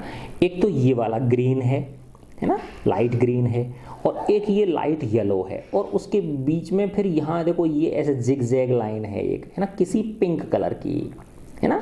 तो ये जो पिंक कलर का ये जो बॉर्डर है, ये इसको सीमा बांध रहा है इसकी। इसका मतलब क्या हुआ, इससे इधर के लेफ्ट साइड के ये मेटल्स हैं। क्या है बच्चों, ये धातुएं हैं, मेटल्स हैं, है ना। और इधर की तरफ के जो है राइट साइड के इसके, ये अधातु हैं, नॉन मेटल्स हैं, है ना। तो फिर ये क्या हुए, जो बॉर्डर पे हैं, ये जो बॉर्डर वाले हैं, इनमें कुछ गुण धातुओं के हैं और कुछ अधातुओं के। ना तो ये प्योर धातु ही हैं, ना ही ये प्योर अधातु ही हैं। तो इसलिए इनको उपधातु बोल देते हैं हम, मेटलॉइड्स बोल देते हैं इनको, ठीक है ना। तो वो कौन कौन से हैं, बोरॉन, सिलिकॉन, जर्मेनियम, आर्सेनिक, है ना, Sb, एंटीमनी, टेल्यूरियम और पोलोनियम, ठीक है ना। तो ये क्या हो गए, उपधातु हो गए। तो यही आपकी इस बुक में पूरा समझाया गया है, ठीक है। तो देखो अब हम चलते हैं।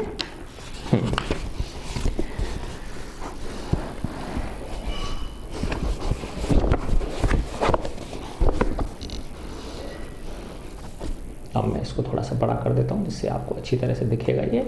हाँ, ठीक है, यस। आप देखेंगे कि इन सभी तत्वों के संयोजकता इलेक्ट्रॉनों की संख्या समान है। अब ये इससे पहले वाले का बात कह रहा है ये, है ना, जो चलता आ रहा है ना। पिछले वाला ये जो क्रियाकलाप दिखा रहा है ना, ये कह रहा है, देखो आधुनिक आवर्त सारणी के समूह 1, है ना, आधुनिक आवर्त सारणी का जो ग्रुप 1 है, एक्टिविटी के लिए कह रहा है, एक्टिविटी 5.4, ना, ये वाली एक्टिविटी। आधुनिक आवर्त सारणी के समूह एक में उपस्थित तत्वों के नाम बताइए। देखो सबसे पहले ऊपर क्या था, हाइड्रोजन था, है ना, उसके बाद फिर क्या था, लिथियम था, है ना, सोडियम, फिर पोटेशियम, ये थे। समूह 1 यानी ग्रुप 1 के पहले 3 तत्वों की इलेक्ट्रॉनिक विन्यास लिखिए, है ना। तो इसमें कौन कौन से तत्व हैं, पहला तो हाइड्रोजन है, तो हाइड्रोजन का इलेक्ट्रॉनिक विन्यास तो क्या हो गया, पहले उसमें 1 ही है ना। फिर लिथियम का क्या होता है, 3 होता है, तो लिथियम में क्या हो गया, 2 और 1 हो गया, क्योंकि इसमें तो क्या है, सिर्फ हाइड्रोजन में तो 1 ही है ना, लिथियम में 2,1 हो गए, है ना। फिर तीसरे नंबर पे क्या है, पोटेशियम, वो सोडियम है, सोडियम का कितना होता है, 11, तो 11 का इलेक्ट्रॉनिक विन्यास क्या हो गया, 2, 8 और 1, है ना। तो ये कह रहा है इन तत्वों के इलेक्ट्रॉनिक विन्यास में क्या समानता है, तो अब बताओ, देखो क्या समानता है इसमें, कि इसके बाह्य कोश में 1 इलेक्ट्रॉन, इसके भी बाह्य कोश में 1 इलेक्ट्रॉन, इसके भी बाह्य कोश में, बाह्य कोश मतलब जो आउटर मोस्ट ऑर्बिट है, लास्ट वाली जो कोश है, उसमें कितने इलेक्ट्रॉन है, 1 इलेक्ट्रॉन है, ठीक है ना। तो इन तीनों तत्वों में कितने संयोजकता इलेक्ट्रॉन, तो जो लास्ट वाले में जितने इलेक्ट्रॉन होते हैं वो क्या कहलाते हैं, उसके संयोजकता इलेक्ट्रॉन होते हैं, वो भी है। अब आगे देखेंगे अपन कि संयोजकता इलेक्ट्रॉन की क्या डेफिनेशन है ना। तो कहने का मतलब जितने इलेक्ट्रॉन त्याग सकता है या ग्रहण कर सकता है ना, वो उसकी संयोजकता कहलाती है। लेकिन संयोजकता इलेक्ट्रॉन कितने हैं इसमें, एक है ना। तो क्या देखा हमने कि पहले ग्रुप के जो सदस्य हैं इन सब में कितने कितने इलेक्ट्रॉन हैं, एक इलेक्ट्रॉन है ना। देखो ये जो पहले ग्रुप के सदस्य थे, है ना, हाइड्रोजन, लिथियम, सोडियम, पोटेशियम, है ना, इन सब के बाह्य कोश में कितने इलेक्ट्रॉन है, 1 इलेक्ट्रॉन है। फिर ये जो दूसरे ग्रुप के सदस्य हैं इन सब के बाह्यतम कोश में कितने इलेक्ट्रॉन होंगे, 2 इलेक्ट्रॉन होंगे। तो इस पहले ग्रुप के सदस्यों की संयोजकता 1 हो गई, दूसरे ग्रुप के सदस्यों की संयोजकता 2 हो गई, ठीक है ना। फिर आप इनको बीच वालों को छोड़ देते हैं अपन, है ना। इसके बाद अब यहाँ आ जाते हैं, ये वाले जो है ना 13वां समूह जो है ना, इसमें जैसे ये बोरॉन है, ठीक है ना, तो इनकी संयोजकता 3 हो गई। कार्बन की पता ही आपको, कार्बन की संयोजकता कितनी होती है, 4 होती है ना। फिर नाइट्रोजन की क्या हो गई, 5 हो गए इसके बाह्यतम कोश में, तो 5 भी हो सकती है इसकी संयोजकता और 3 भी हो सकती है, या तो ये 5 इलेक्ट्रॉन त्यागेगा या 3 इलेक्ट्रॉन क्या करेगा, ग्रहण करेगा। लेकिन इसके बाह्यतम कोश में कितने हैं, 5 इलेक्ट्रॉन हैं। इसके में 6 इलेक्ट्रॉन है बाह्यतम कोश में, है ना। तो ये क्या कर सकता है, या तो 6 त्यागेगा या 2 ग्रहण करेगा। तो 6 को त्यागना कठिन है, तो इसके बजाय 2 को ग्रहण करना आसान है, तो इसकी संयोजकता कितनी हो गई, 2 हो गई, है ना। ऐसे इसकी संयोजकता क्या हो गई, 3 हो गई इस ग्रुप के सदस्यों की। फिर फ्लोरीन है ना, इसके बाह्यतम कोश में कितने इलेक्ट्रॉन है, 7 इलेक्ट्रॉन हैं। तो 7 इलेक्ट्रॉनों को त्यागे या 1 को ग्रहण करे, तो क्या आसान है बताओ, 1 को ग्रहण करना आसान है, ठीक है ना। तो इसलिए इस ग्रुप के सदस्यों की संख्या, वो सदस्यों की संयोजकता क्या हो गई, संयोजकता 1 हो गई, है ना। और ये जो उत्कृष्ट गैस होती है इनकी संयोजकता, ये जो है ना, हीलियम, नियॉन, है ना, हीलियम, नियॉन, आर्गन, क्रिप्टॉन, है ना, ये इनकी संयोजकता 0 होती है, क्योंकि ये अक्रिय गैस हैं, इनर्ट गैसेस हैं ये, है ना। तो क्या देखा हमने कि ग्रुप 1 के जो सदस्य हैं इन सबके बाह्यतम कोश में कितने इलेक्ट्रॉन हैं, 1 इलेक्ट्रॉन है, एक इलेक्ट्रॉन है ना। ग्रुप 2 के सदस्य जो है इनके बाह्यतम कोश में कितने इलेक्ट्रॉन हैं, 2 इलेक्ट्रॉन हैं, ठीक है ना। इस तरह से इसमें तो ये जो दिखा रखी थी ना एक्टिविटी आपके, वो यही थी। तो आप देखेंगे कि इन सभी तत्वों के, तो कौन से तत्वों की बात कर रहा है, ये पहले ग्रुप के सदस्यों की बात कर रहा है, इसकी फर्स्ट ग्रुप के उनकी बात कर रहा है ये, है ना। तो आप देखेंगे कि इन सभी तत्वों के संयुक्त इलेक्ट्रॉनों की संख्या समान है फर्स्ट ग्रुप में। इसी प्रकार आप देखेंगे कि समूह के सभी तत्वों के संयुक्त इलेक्ट्रॉनों की संख्या भी क्या है, समान है ना। अब ये आप देखेंगे कि अब ये वो वाला है लास्ट वाला ना, 17वां, है ना, 17वें समूह की बात हो रही है ना, जिसमें क्या है, फ्लोरीन है, क्लोरीन है, जो समूह 17 के तत्व हैं, है ना। तो फ्लोरीन एवं क्लोरीन के बाहरी कोश में कितने इलेक्ट्रॉन हैं बताओ, 17 हैं, तो 2, फिर 8 और 7। जैसे क्लोरीन का 17 है ना, तो इनके सबके बाह्यतम कोश में कितने इलेक्ट्रॉन है, 7 इलेक्ट्रॉन हैं, है ना। तो इससे पता चलता है कि आधुनिक आवर्त सारणी में समूह बाहरी कोश के सर्वसम इलेक्ट्रॉनिक विन्यास को दर्शाता है। इसका मतलब क्या हुआ कि जो समूह में जितने भी तत्व हैं उन सबके बाह्यतम कोश में समान है, इलेक्ट्रॉनों की संख्या क्या है, समान है, ठीक है ना। अच्छा, अब हम देखेंगे, आप देखेंगे कि दूसरे आवर्त के तत्वों में कि संयुक्त इलेक्ट्रॉनों की संख्या कितनी है, आप देखेंगे कि दूसरे आवर्त के तत्व, अच्छा अब ये आवर्त पे आ गया, अभी किस पे था, समूह पे था, है ना। अब दूसरा आवर्त कौन सा है, लेफ्ट से राइट वाला है वो, है ना। तो इन सब में संयुक्त इलेक्ट्रॉनों की संख्या क्या है, अलग अलग है ना। कैसे है देखो, ये वाला है ना आपका आवर्त, तो ये हुआ ना, तो दूसरा आवर्त कौन सा हुआ, ये वाला हुआ, लिथियम, है ना। इसके बाहरी कोष में कितने इलेक्ट्रॉन हैं, एक है ना। फिर बेरिलियम के परमाणु क्रमांक 4 है इसका, तो प्रथम कोष में हो गए 2 और दूसरे में कितने बचे, 2, तो इसके बाह्यतम कोष में कितने इलेक्ट्रॉन है, 2। फिर इसके बाद देखो इस पे आ जाओ, बोरॉन है ना, कितना है इसका, 5 है परमाणु क्रमांक, ठीक है ना। तो 5 का यानी प्रथम कोष में 2 हो गए और दूसरे में कितने हो गए, 3 हो गए। तो देखो इसमें बाह्यतम संख्या कितने इलेक्ट्रॉन है, 3, है ना। इसमें 4, इसमें 5, 6, 7, 8, ठीक है ना। तो आवर्त के अंदर अभी हमने क्या देखा कि जब अगर ग्रुप में ऊपर से नीचे जाओगे तो सब में बाहरी कोष के जो इलेक्ट्रॉन है उनकी संख्या सब में समान है, ठीक है ना।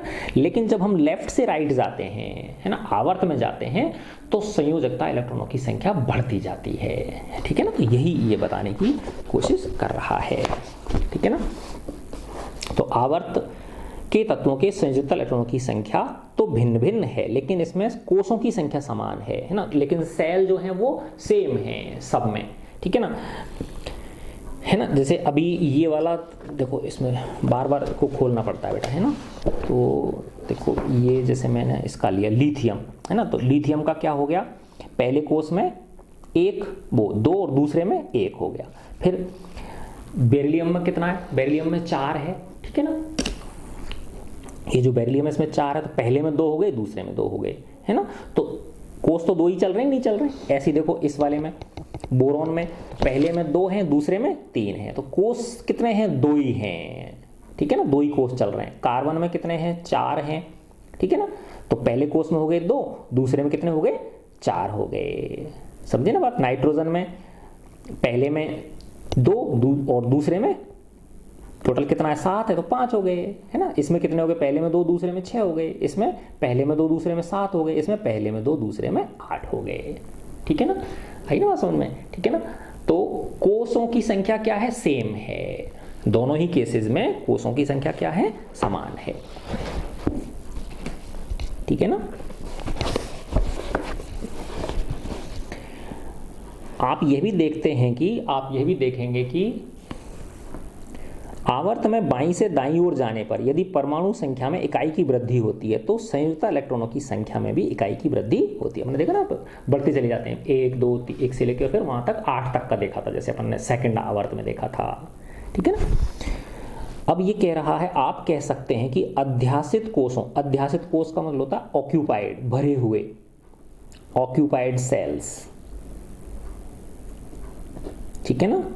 सेल की स्पेलिंग SH होता है, ये मैंने गलत लिख दी, SHELL सेल्स।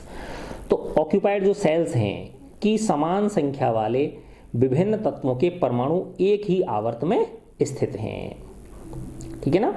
तो जो सेम आवर्त है ना, उसमें क्या है, तत्व तो भिन्न है लेकिन ऑक्यूपाइड सेल्स की संख्या क्या है, समान है ना। जैसे अब ये कह रहा है, ये sodium, magnesium, aluminium, silicon, phosphorus, है ना, सल्फर, क्लोरीन, आर्गन, ये आधुनिक आवर्त सारणी के तीसरे आवर्त में स्थित हैं क्योंकि इनके परमाणुओं के इलेक्ट्रॉन KL-M कोषों में स्थित हैं। इनमें सब में कितने हैं, KL और M कोष हैं इनमें। इन तत्वों के इलेक्ट्रॉनिक विन्यास लिखकर इस कथन की पुष्टि कीजिए, है ना। जैसे अब मैं देखो दिखाता हूं तुमको, सोडियम का ले लो आप, है ना। तो सोडियम का मैंने बनाया, पहले में 2 है ना, दूसरे में 8, तीसरे टोटल 11 होता है, तीसरे में कितने हो गए, 3 हो गए, है ना। सोडियम के बाद फिर किसका नंबर है, मैग्नीशियम का नंबर है ना। मैग्नीशियम का कितना होता है, 14 होता है, तो 2, 8 और 4, है ना। फिर एल्यूमिनियम का कितना है, ये 11, ये 12 और ये 13, तो 2, 8 और ये नहीं, ये 1 होगा, 2 और 8 10 और 1 11 और ये 2 और ये कितने हो गए, 3, ठीक है, 13 हो गए। तो ऐसे बढ़ते चलेंगे, लेकिन है कोष वही ना। देखो ये K हो गया, ये L हो गया और ये M हो गया, है ना। तो M कोष में एक एक इलेक्ट्रॉन बढ़ते चले जाएंगे, ठीक है ना। तो अब इसमें यही ज़्यादा विशेष नहीं है, इसी को समझाने की कोशिश की गई है कि आप जो है ना इनके भाई किस में कितने होते हैं, ये आगे की कक्षाओं में आप इस चीज़ को देखोगे, है ना। अब जैसे इसमें है कि किसी कोष में कितने इलेक्ट्रॉन होते हैं, तो इसकी संख्या 2n² सूत्र से दी जाती है। किससे दी जाती है? ये 2n² से, है ना। तो पहला है तो उसमें n1 होगा, है ना। पहला क्या कहलाता है? k, दूसरा l और तीसरा m। तो 2 × 1² 1 का वर्ग 1 और 2 एकम 2। दूसरा जो l है इसमें n बराबर 2 हो जाएगा, तो 2 × 2 का वर्ग 2 दूनी 4 दूनी 8। तो दूसरे कोष में कितने होते हैं? अधिकतम 8 इलेक्ट्रॉन हो सकते हैं l कोष में। m कोष में कितने हो सकते हैं? 2 × 3², तो 3 3 9, 9 दूनी 18, है ना। फिर अपन ने देखा था ना, फिर चौथे कोष में कितने हो सकते हैं? 4 चौका 16, 16 दूनी 32। तो देखो हमने शुरुआत में देखा था ना कि पहले वाले में तो 2 थे, फिर 8 8 थे, फिर 18 18 18 थे, ऐसा था ना। देखो ये इसमें देखा था अपन ने शुरू में, पहले में कितने हैं? 2 थे, है ना। पहले आवर्त में कितने थे? 2 थे। दूसरे तीसरे में कितने थे? 8 8 थे। फिर चौथे पांचवें में 18 18 थे और छठे सातवें में 32 32 थे, है ना। तो इसका मतलब क्या है? देखो इसमें सिर्फ k कोष है, इसमें क्या है बताओ? इसमें 8 है ना अधिकतम, ठीक है ना। तो पहले में 2 होते हैं, दूसरे में 6 होते हैं, ठीक है ना।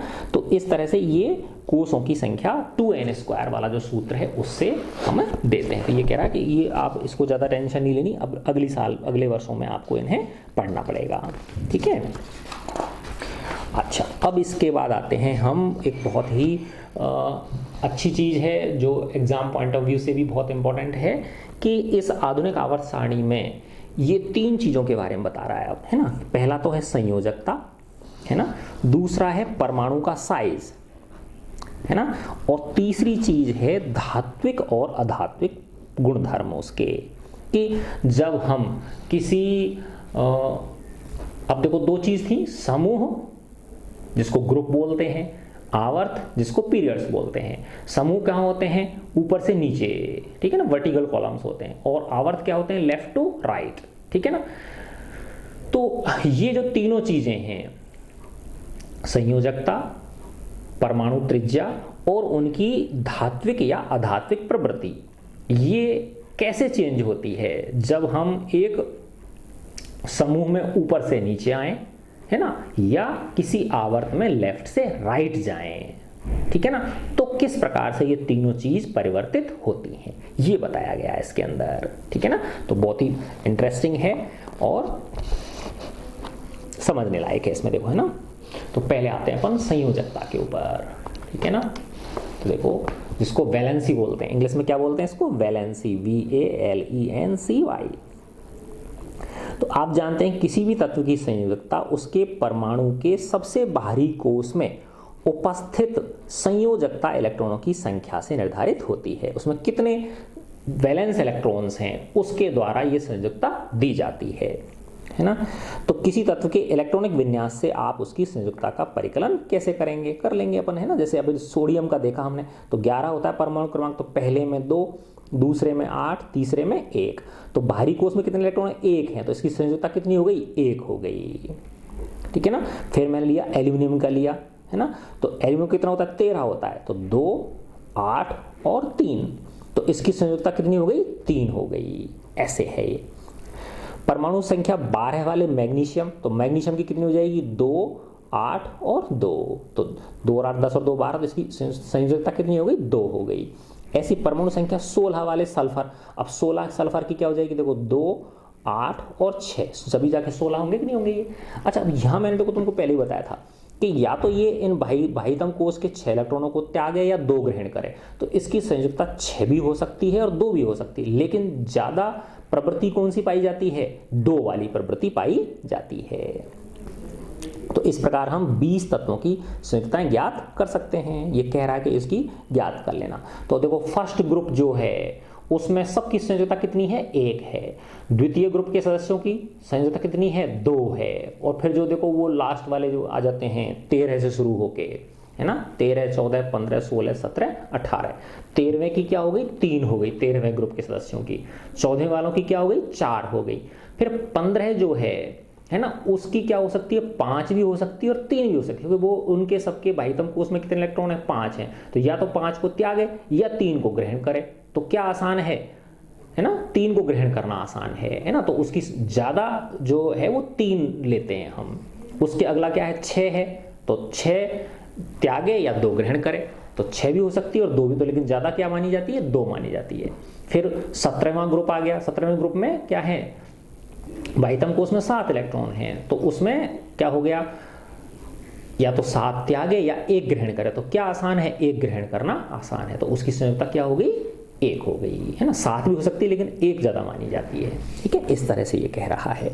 ठीक है, तो हमने देख लिया ना संयोजकता किस तरह से चेंज होती है।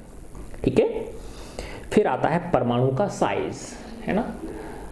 अब ये परमाणु का साइज जो है वो उसकी रेडियस से पता चलता है, त्रिज्या से पता चलता है ना। तो परमाणु का जो साइज है वो किससे, परमाणु की त्रिज्या। अब देखो ये थोड़ा सा उल्टा लिखा हुआ है, परमाणु साइज से परमाणु की त्रिज्या का पता चलता है, जबकि उल्टा होना चाहिए कि परमाणु की त्रिज्या से परमाणु के साइज का पता चलता है। ठीक है ना। ट्रांसलेशन करने में थोड़ी दिक्कत है ये। एक स्वतंत्र परमाणु के केंद्र से, अब इसको परमाणु की त्रिज्या कहते किसके, देखो एक स्वतंत्र परमाणु के केंद्र से उसके सबसे बाहरी कोष की दूरी ही परमाणु के साइज को दर्शाती है ना। तो हाइड्रोजन परमाणु की त्रिज्या 37 पिकोमीटर। पिकोमीटर क्या होता है, 10 की घात -12 मीटर होता है ना। 1 मीटर में जब 10 की घात 12 का भाग देते हैं तो क्या आ जाता है, 10 की घात -12 मीटर आ जाता है। ठीक है ना। तो देखो ये एक एक्टिविटी दिखाई है इसमें। तो इसमें 2 चीज है बेटा, देखो है ना, कि जब हम किसी समूह में, ग्रुप में ऊपर से नीचे आते हैं तो कैसे चेंज होती है परमाणु की त्रिज्या, और जब हम किसी आवर्त में बाएं से दाएं जाते हैं, ठीक है ना, तो उसकी जो त्रिज्या है वो कैसे परिवर्तित होती है। तो देखो पहले हम देखते हैं कि एक आवर्त में कैसे चेंज होती है ना। तो आवर्त में क्या है, देखो जैसे इसमें इसका उदाहरण दिया है ना। तो देखो सबसे पहले क्या होता है, लिथियम होता है 3 नंबर पे, है ना। लिथियम, बेरिलियम, फिर बोरॉन, फिर कार्बन, फिर नाइट्रोजन, फिर ऑक्सीजन, है ना। तो देखो इसमें कितने हैं, पहले में 3 होती है इसकी, ये 4, ये 5, 6, 7 और ये 8, ये परमाणु क्रमांक हो गए इनके, है ना। तो क्या है, देखो इसके भाइतम कोष में 1 इलेक्ट्रॉन है ना। टोटल 3 इलेक्ट्रॉन है, तो भाइतम कोष में तो 3 प्रोटॉन हो गए और भाइतम कोष में कितना हो गया, 1 इलेक्ट्रॉन हो गया। इसमें 4 प्रोटॉन हो गए, प्रथम कोष में 2 और बाहरी कोष में 2 इलेक्ट्रॉन हो गए, है ना। इसमें कितने प्रोटॉन हैं, 5 प्रोटॉन हैं। इलेक्ट्रॉनों में क्या हुआ, पहले कोष में 2 और दूसरे में 3। इसमें 6 प्रोटॉन हैं नाभिक के अंदर, है ना, और प्रथम कोष में 2 हो गए और दूसरे में 4 हो गए, ठीक है ना। और इसमें क्या है, 2 और 5 हो गए, है ना, 2 और 6 हो गए। तो कहने का मतलब है बेटा कि जैसे जैसे हम ऐसे बढ़ेंगे, एक आवर्त में बाएं से दाएं बढ़ेंगे, है ना, तो इसमें 3 प्रोटॉनों का आकर्षण लग रहा था उन बाहरी कोष के इलेक्ट्रॉनों पे, इसमें 4 प्रोटॉनों का आकर्षण लग रहा है। तो जितना धनावेश ज्यादा होगा तो उनको आकर्षण ज्यादा करेगा, नहीं करेगा, तो जो परमाणु का साइज है वो पिचक जाता है ना, कम हो, उसकी त्रिज्या क्या हो जाती है, कम हो, तो छोटा होता चला जाता है आकार। तो इसका मतलब क्या हुआ कि लिथियम का आकार सबसे बड़ा होगा और ऑक्सीजन का आकार सबसे छोटा होगा। समझ गए ना बात, ठीक है ना। तो यही इसमें बताया गया है आपको, कारण मैंने बता दिया कि क्यों होता है ऐसा, ठीक है ना। तो अब ये कह रहा है कि आप देखेंगे कि एक आवर्त में बाएं से दाएं जाने पर परमाणु त्रिज्या क्या होती है, घटती है, ठीक है ना। तो नाभिक में आवेश के बढ़ने से ये इलेक्ट्रॉनों को नाभिक की ओर खींचता है, जिससे परमाणु का साइज क्या हो जाता है, घटता जाता है, ठीक है ना। इसका उल्टा ग्रुप में होता है, जब हम ग्रुप में क्या आते हैं, ऊपर से नीचे आते हैं, है ना। ग्रुप में क्या होता है, जब हम ऊपर से नीचे आते हैं, है ना।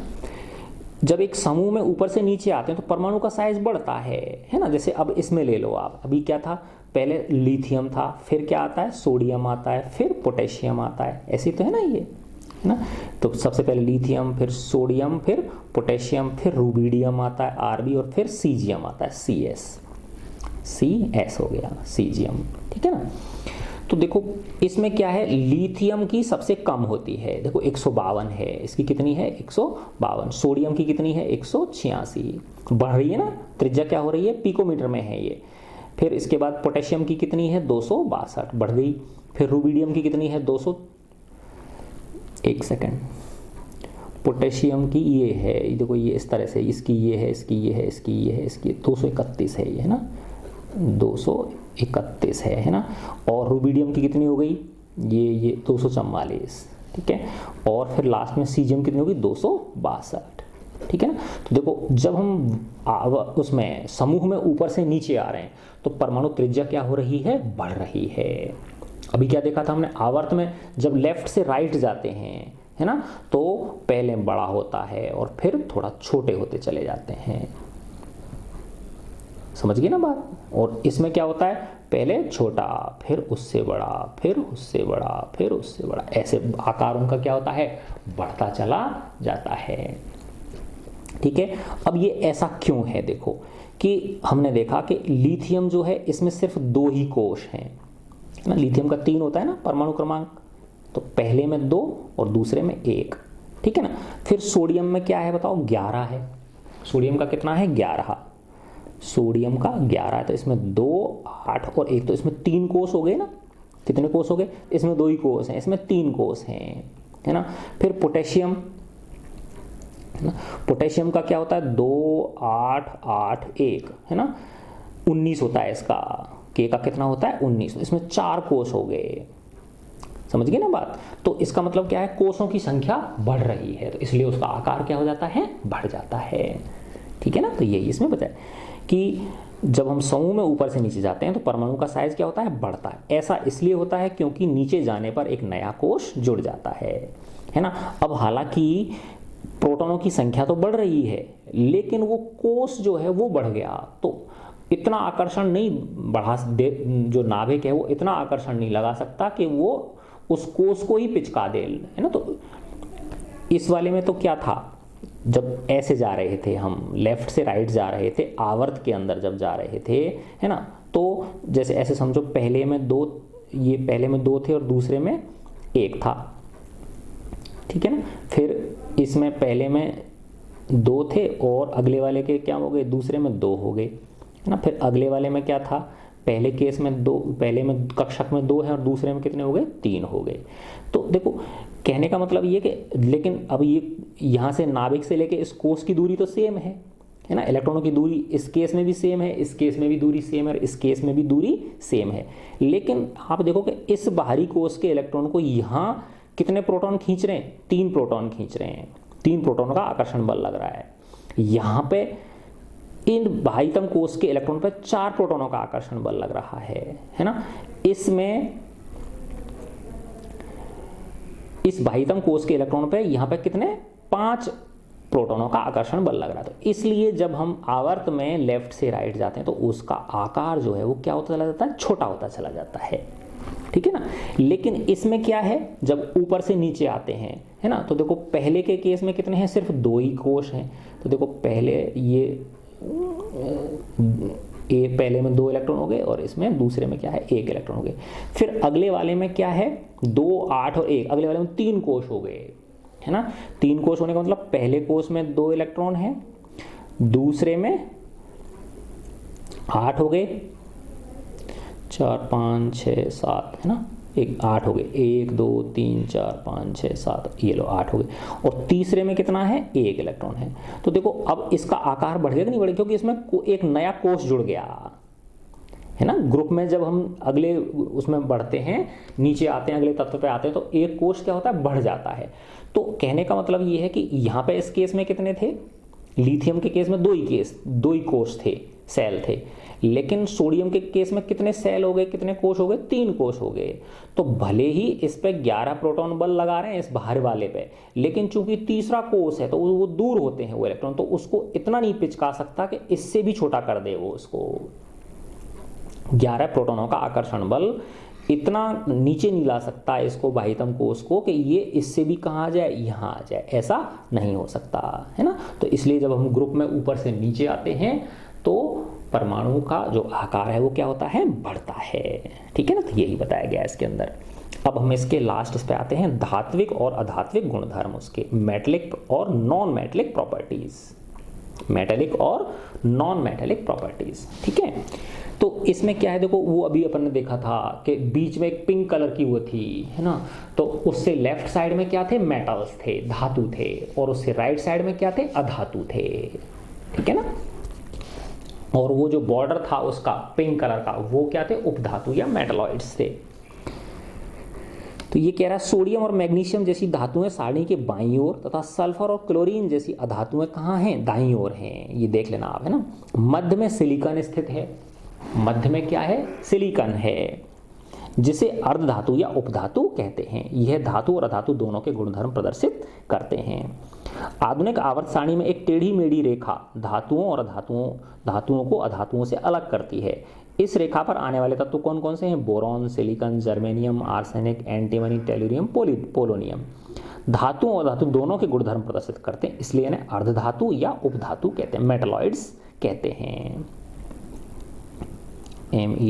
METALLOIDS, metalloids. ठीक है ना। अब ये कह रहा है तीसरे अध्याय में आपने देखा कि आबंध बनाते समय धातु में इलेक्ट्रॉन त्यागने की प्रवृत्ति होती है ना, अर्थात जो धातु है ये, है ना, जैसे सोडियम है तुरंत इलेक्ट्रॉन त्याग देता है, भाईतम कोष में 1 इलेक्ट्रॉन है, इसके में क्या करता है, तुरंत इलेक्ट्रॉन त्याग देता है। मैग्नीशियम के कितने होते हैं, 2 होते हैं, तो वो भी क्या करता है, इलेक्ट्रॉन त्याग देता है। तो इनमें जो धातु होते हैं इनमें इलेक्ट्रॉनों को त्यागने की प्रवृत्ति होती है। ठीक है ना, तो इसलिए ये विद्युत धनात्मक भी कहलाते हैं, है ना, अतः ये विद्युत धनात्मक होते हैं, प्लस चार्ज होता है इन पे। फिर इसमें बताया कि आवर्त में जैसे जैसे संयुक्ता कोष में इलेक्ट्रॉनों पर किए जाने वाला, है ना, जब हम पीरियड में लेफ्ट से राइट जाते हैं तो संयुक्ता कोष के इलेक्ट्रॉनों पर किया जाने वाला प्रभावी नाभिकीय आवेश बढ़ता है, तभी तो उसका आकार छोटा होता है।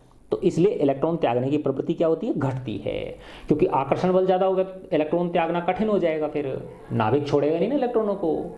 ठीक है ना, तो लेकिन समूह में नीचे की ओर आ रहा है तो हमने देखा था आकार बढ़ता है उसका, तो बढ़े हुए आकार दूर है, लास्ट वाले जो इलेक्ट्रॉन है वो नाभिक से दूर है, तो उन पर पकड़ ढीली होगी, तो वहां उनमें से उनको निकालना क्या है, आसान है।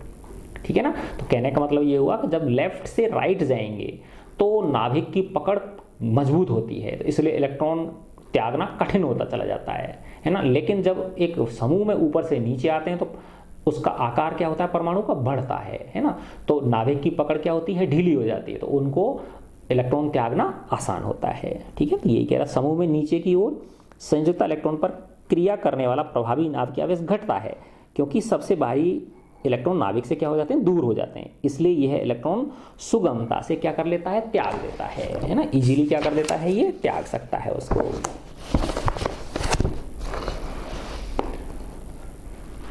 निकल जाते हैं, है ना, इसलिए इनमें धात्विक अभिलक्षण आवर्त में घटता है और समूह में नीचे की ओर बढ़ता है। तो हमने देखा कि जो आसानी से इलेक्ट्रॉन त्याग दे वो धात्विक प्रवृत्ति कहलाती है। तो हमने देखा कि जब हम आवर्त में लेफ्ट से राइट जाते हैं तो आकार छोटा होता है इसका, तो इलेक्ट्रॉन त्यागना उतना ही कठिन हो जाएगा। तो इसका मतलब जब हम आवर्त में लेफ्ट से राइट जाएंगे तो धात्विक प्रवृत्ति क्या होगी, घटेगी। लेकिन जब हम एक समूह में ऊपर से नीचे आएंगे तो आकार बढ़ रहा है ना, नाभिक की पकड़ ढीली हो रही है, प्रभावी नाभिकीय आवेश का मान क्या हो रहा है, कम हो रहा है, तो इलेक्ट्रॉन त्यागना आसान है, तो धात्विक प्रवृत्ति क्या होगी, बढ़ेगी। समझ गए ना बात। ठीक है, दूसरी ओर जो अधातुएं होती हैं वो इलेक्ट्रोनेगेटिव होती हैं, विद्युत ऋणात्मक होती हैं। इनमें इलेक्ट्रॉन ग्रहण करके आबंध बनाने की प्रवृत्ति होती है। इलेक्ट्रॉन ग्रहण करके ये बॉन्ड बनाते हैं, जैसे ठीक है ना, जैसे क्लोरीन का देखा ना, HCl जो होता है, तो उसमें H क्या करता है, त्यागता है, और क्लोरीन क्या कर लेती है, उसको ग्रहण कर लेती है। ठीक है ना, तो अब ये बता रहा है विद्युत ऋणात्मकता की प्रवृत्ति, जो इलेक्ट्रोनेगेटिविटी की प्रॉपर्टी जो प्रवृत्ति है उसके अनुसार धातुएं आवर्त सारणी के दाहिनी ओर, अधातुएं जो हैं, है ना, वो आवर्त सारणी के दाहिनी ओर ऊपर की ओर स्थित होती हैं, है ना। तो जो ऊपर है अधातु कौन से, ये क्लोरीन, फ्लोरीन, ऑक्सीजन, है ना, जो गैसेज हैं वो दाईं तरफ हैं और ऊपर की ओर हैं। ठीक है ना, तो इन प्रवृत्तियों से इन तत्वों में बने ऑक्साइडों की प्रकृति का भी पता चलता है, क्योंकि धातुओं के ऑक्साइड क्षारकीय होते हैं और अधातुओं के ऑक्साइड क्या होते हैं, अम्लीय, जो हमने पिछले चैप्टर में भी पढ़ा था, है ना। तो देखो अभी मैं आपको इसमें दिखाता हूँ जो आपकी आवर्त सारणी है उसमें, तो इसमें इसका रिकैप हो जाएगा, देखो, है ना, थोड़ा छोटा कर देता हूँ मैं इसको। हाँ देखो कि ये देखो इधर लेफ्ट से राइट जाते हैं तो ये आवर्त में जाते हैं हम, है ना, और ऊपर से जब नीचे आते हैं तो समूह में आते हैं, ठीक है ना। तो देखो जैसे इसका उदाहरण लिया था हमने, लिथियम, है ना, बेरिलियम, बोरॉन। तो जब हम लेफ्ट से राइट जाते हैं, है ना, तो परमाणु का आकार क्या होता है, घटता है, ठीक है ना। परमाणु का आकार घट रहा है, इसका मतलब नाभिक की जो पकड़ है वो बढ़ रही है, इलेक्ट्रॉन त्यागना कठिन है ना। और इलेक्ट्रॉन त्यागना कठिन है तो इसका मतलब धात्विक प्रवृत्ति क्या होगी, कम होगी, और अधात्विक प्रवृत्ति क्या होगी, उसकी बढ़ेगी। तो इसीलिए देखो ये जो बता रहा था ना राइट में ऊपर की ओर, तो ये देखो आप, है ना, nitrogen, oxygen, fluorine, neon, phosphorus, silicon, ये क्लोरीन, आर्गन, ये क्या है, ये अधातु हैं, ठीक है ना। और अगर लेफ्ट साइड की क्या है, ये धातु है। और ये जो बॉर्डर है, ये boron, silicon, germanium, arsenic, antimony, tellurium और पोलोनियम, ये क्या है, उपधातु या अर्धधातु है, ये मेटलॉइड्स हैं, ठीक है। तो जब हम लेफ्ट से राइट जाएंगे, ठीक है ना, तो परमाणु का आकार क्या होगा, घटेगा, धात्विक प्रवृत्ति क्या होगी, कम होगी, अधात्विक प्रवृत्ति क्या होगी, बढ़ेगी, ठीक है ना। जब हम समूह में ऊपर से नीचे आएंगे, परमाणु का आकार बढ़ेगा, ठीक है ना, परमाणु का आकार क्या होगा, बढ़ेगा उसका, ठीक है ना। तो इलेक्ट्रॉन त्यागने की प्रवृत्ति क्या होगी, बढ़ेगी, आसानी से त्याग देगा, तो धात्विक प्रवृत्ति क्या होगी, बढ़ेगी, है ना। और जब हम समूह में ऊपर से नीचे आएंगे तो अधात्विक प्रवृत्ति क्या होगी, घटेगी। सीधी सी बात है, जब धात्विक प्रवृत्ति बढ़ रही है तो अधात्विक क्या होगी, घटेगी, सीधी सी बात है, ठीक है बच्चों। तो इस तरह से ये आपका चैप्टर क्या हो गया, कंप्लीट हो गया, ठीक है। और कुछ प्रॉब्लम हो तो आप मुझे कमेंट बॉक्स में बता सकते हैं, ठीक है बच्चों। God bless you all. अगर आपको अच्छा लगा है तो आप हमारे जो मेरे वीडियोस हैं उनको लाइक कीजिए, चैनल को सब्सक्राइब कीजिए, अपने फ्रेंड्स के साथ शेयर कीजिए और मुझे कमेंट करके बताइए, ठीक है बच्चों। God bless you all.